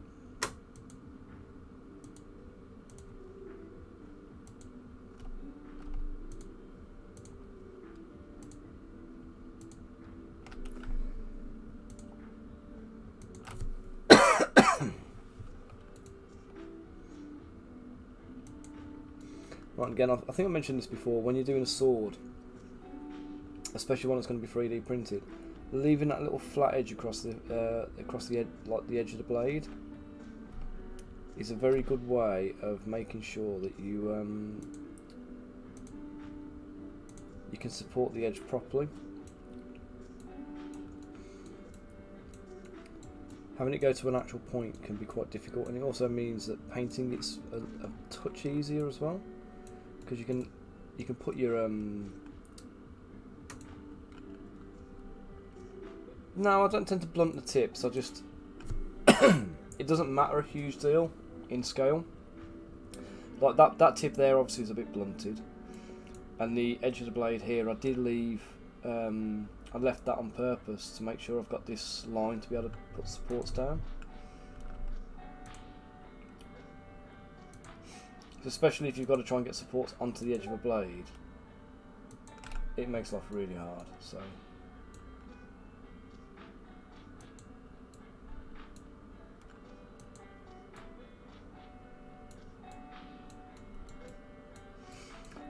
the length of the spear here, the actual shaft of the spear, I would definitely put a bunch of supports up there, like a little tree. Don't be tempted to try and use the mini supports, because essentially I need to take a photograph and show you what I'm talking about, but these supports will come off cleanly. The mini supports will break away from these supports and stay connected to the model. So what you'll probably end up doing is you'll probably end up having to take a knife to the model to clean the model up. With these supports, no cleanup.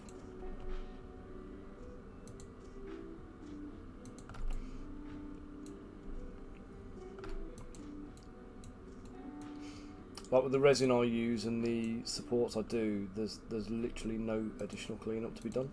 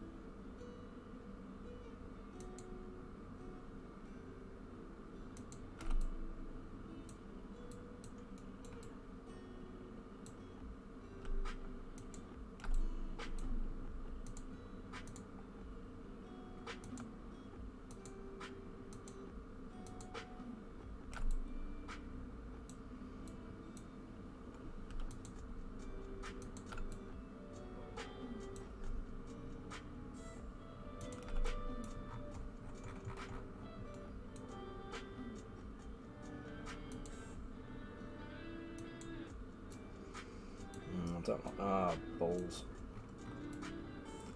That's what I didn't want to see.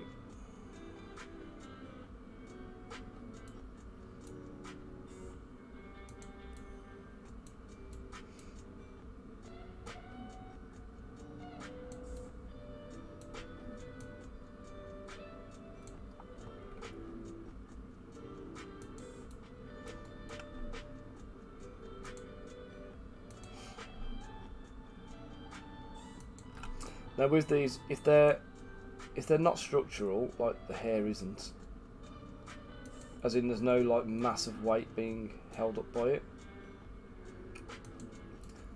then what you can do is you can drop the support size down.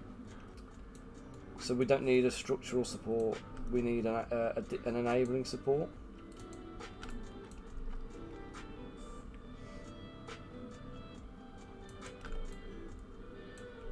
By enabling support, I'm talking about something that's going to enable detail to be printed. In this case, the tips of the hair.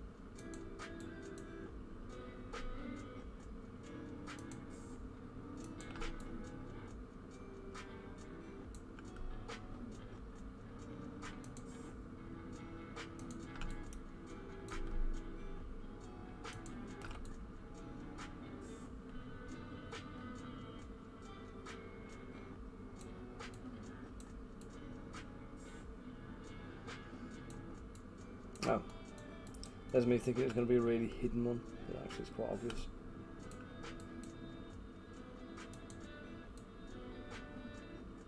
Oh, and it's not the only one though.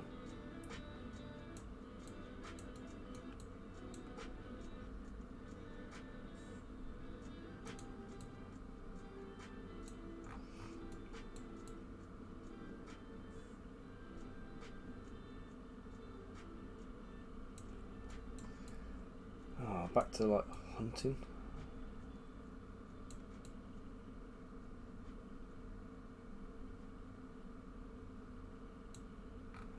Is that it? Yeah, there it is.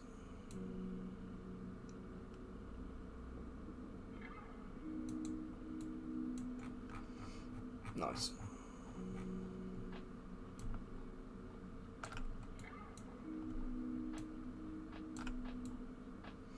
Okay, there we go.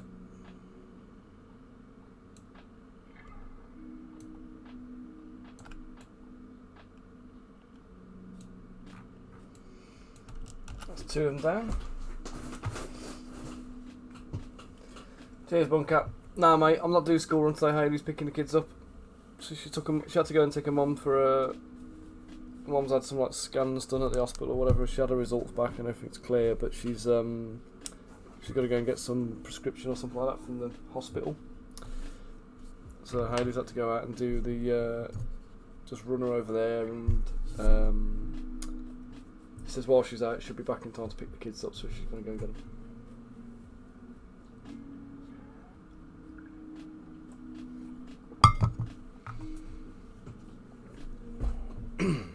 Okay. Fina next.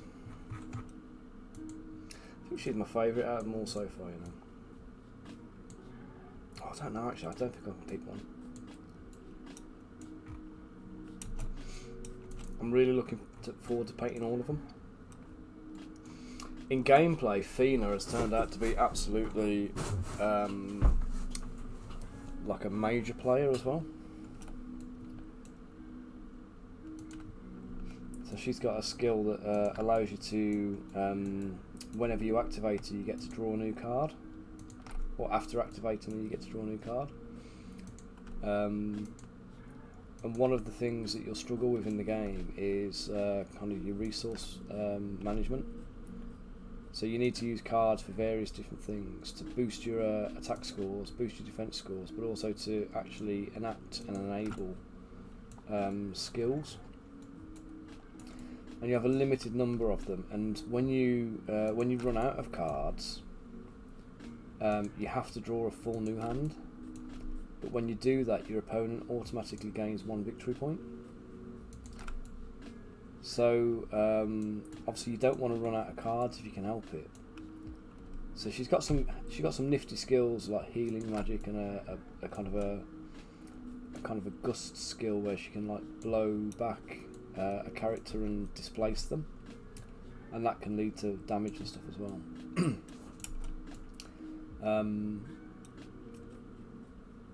So her skills are useful in the game, but she's got these extra little things that just make her like very, very, very like that draw an extra card when you activate her is so useful. It never used to be, but since we've added the mechanic to,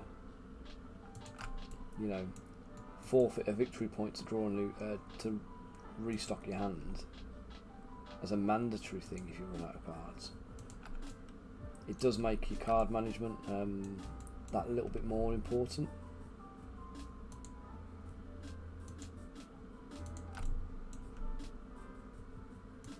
Because your other option for getting cards and like gaining cards in the game is that you sacrifice your character's action and you use the action to draw a card, which is fine if you've got a character that you're moving around and they haven't got any extra actions to perform. But for the most part, you want to be kind of acting towards either achieving your objective or preventing your opponent from achieving theirs.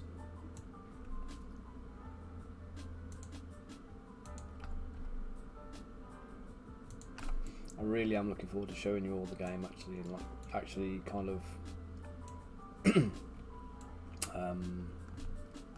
you know, getting some playtime on it.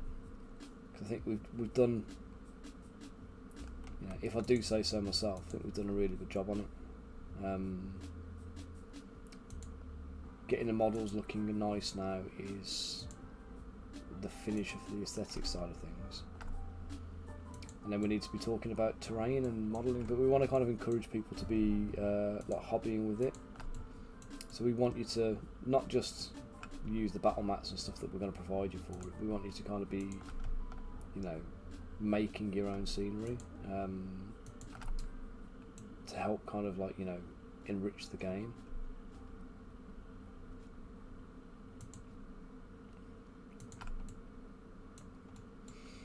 So I'm going to do some like what do you call it, like not sculpting packs, but some detail packs, so you can use them for models.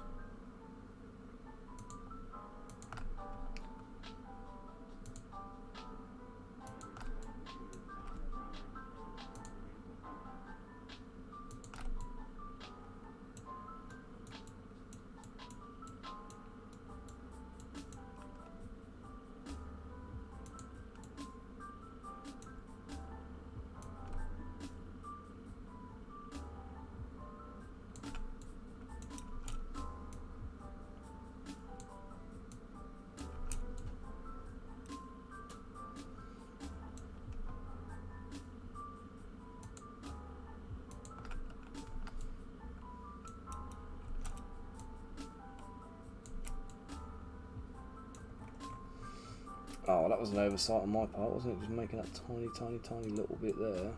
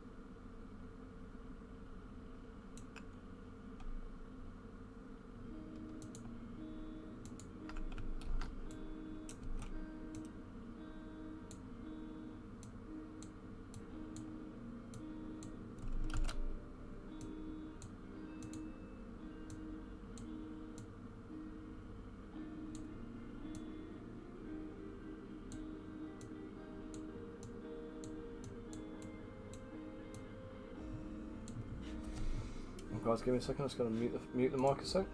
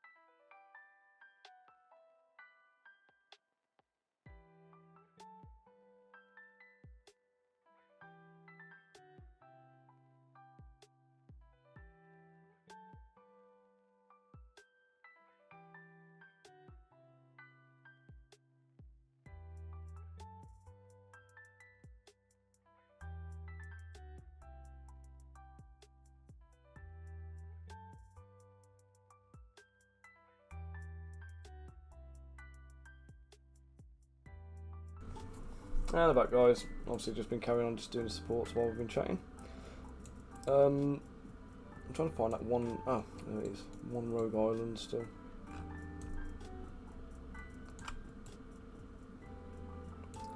I thought I'd got it, I must have just missed it when I was placing it. Okay, so that's 3 of the 4 models fully supported. Now on to Hector, the king. Right, so we'll start with a couple of supports here. I'm going to do a little tree of them.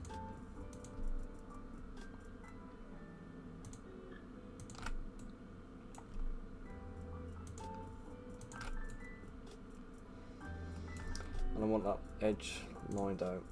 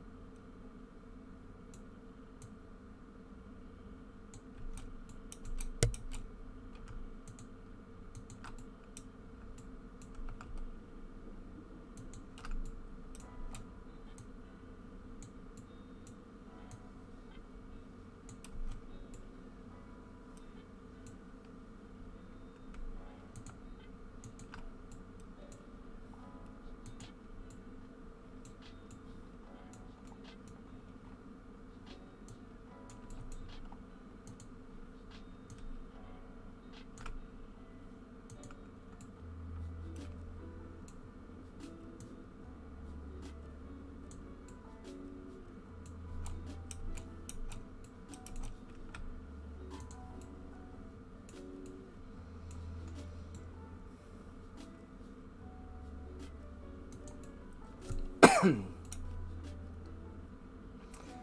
think I might need to come back in and make an edit on this guy, because there's so many of these little ridges.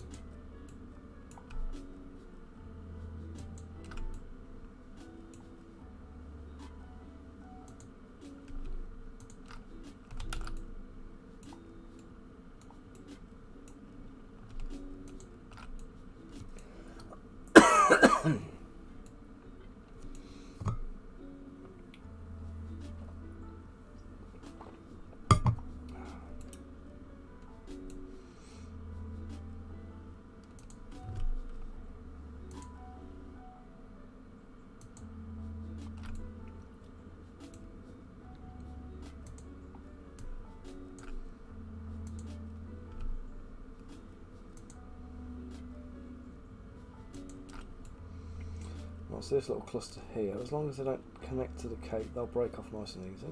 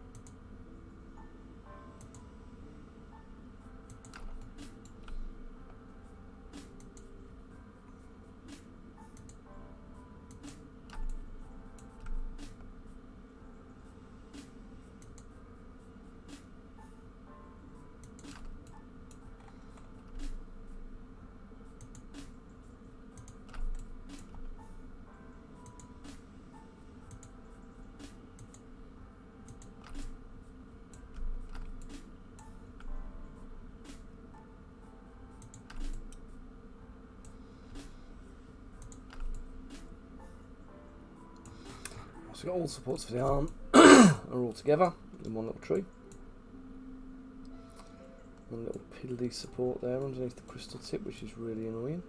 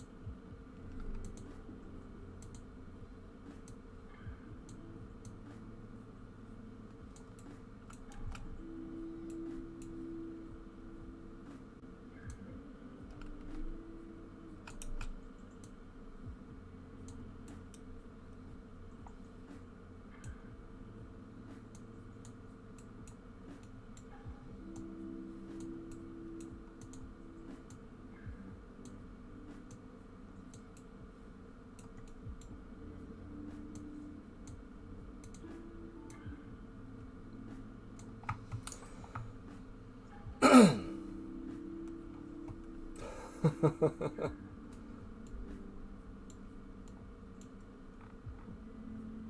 you wake up with a big snort and a gulp and then a couple of like lip smacks.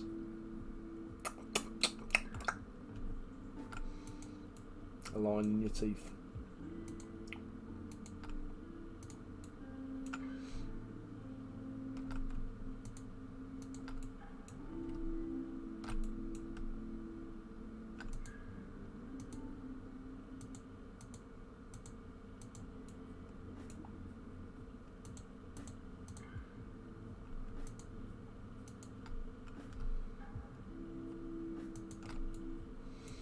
I should put this on when I'm trying to get myself to sleep, because I think that this music would absolutely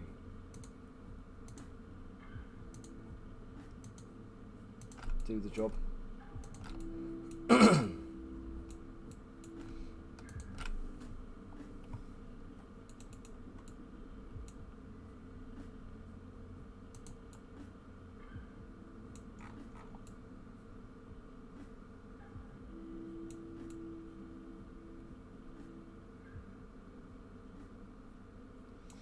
I think I've got version 2 of this guy actually, because I filled in under his foot pads actually.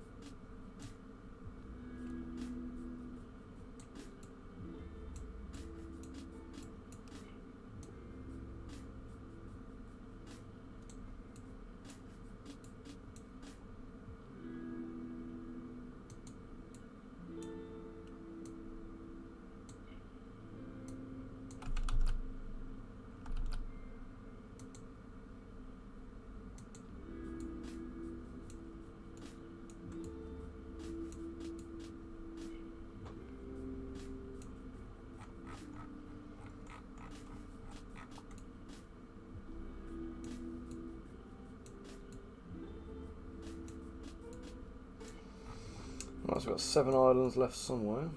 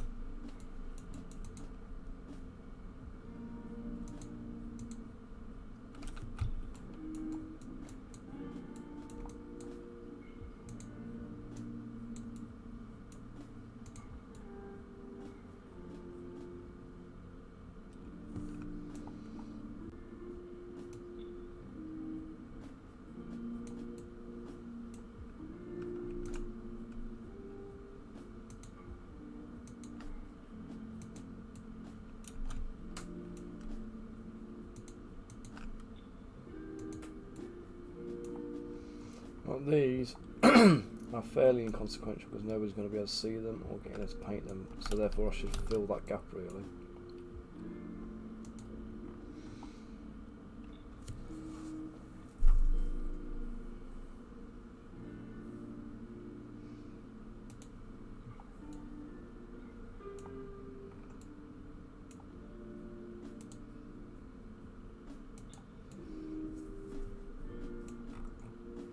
Look at this, all these supports in here at the back are entirely unnecessary. It's an area we can't physically get into paint, so I think what I'm going to do is I'm going to rework this. I'm just going to smooth out the outside there.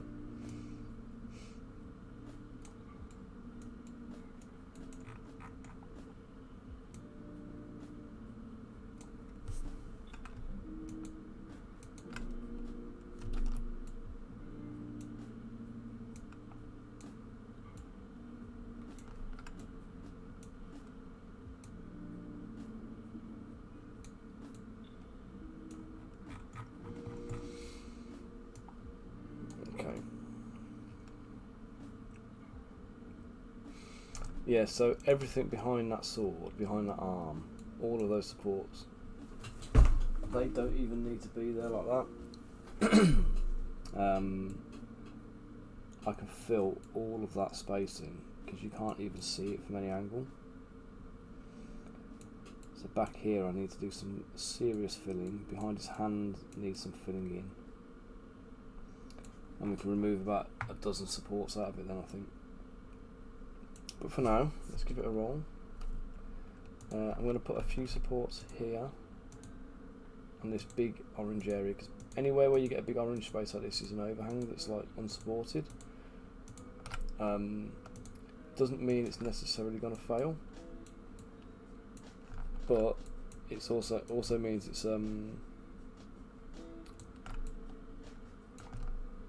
if it's weight loading, if it's weight bearing,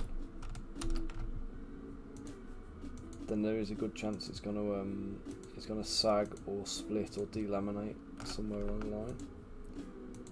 And just in the interest of just avoiding all that kind of stuff, throw a few supports in there.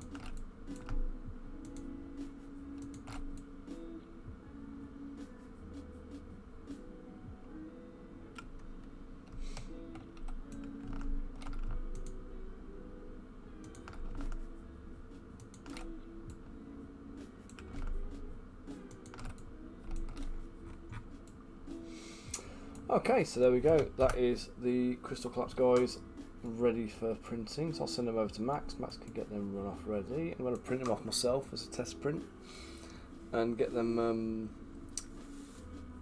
what do you call it? Get them on my painting table. Can't wait. Okay, so time to kill the stream. I don't think I'm going to do a raid today. I'm going to have to just turn it off, I think. Well, what you got there is nice. So what you've done there with the like chopping off the elbows and stuff.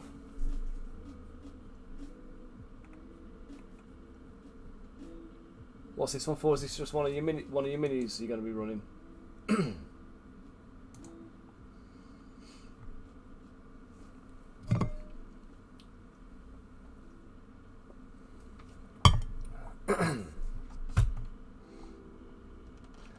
Thank you for joining me, Bunker. Thank you for the time prompts. I may be back tomorrow for a little bit, but I think it's unlikely. Hayley's got to go into the school again to sort out some stuff in the afternoon, which means I'm going to have to pick Willow up. So she finishes at 12 o'clock tomorrow, so I'll be picking her up at 12. So I'll probably be around on Discord and stuff. So if anyone wants to chat or you want to hang out in the voice chat on Discord, then feel free. You can do some screen sharing and all that kind of business in there. That's all cool. And otherwise, like I say, I'll be around. So if you need me, just give us a shout. I will definitely be back Monday for a stream. Tuesday and Wednesday again next week. and yeah, these guys are all for Crystal Collapse, so if you want to kind of see what's going on with that, make sure you're in the Discord server and we'll give you updates, we'll let you all know. Don't forget to register your interest as a playtester. So give us a shout, let us know if you want to be added to the playtesters group, and we'll do that for you. So guys, thank you all again, thank you for joining me. I hope you have a lovely rest of the week. Riz, I hope you managed to get some sleep and some rest. And you too, Bunker. And I will catch up with you all soon. So once again, thank you very much.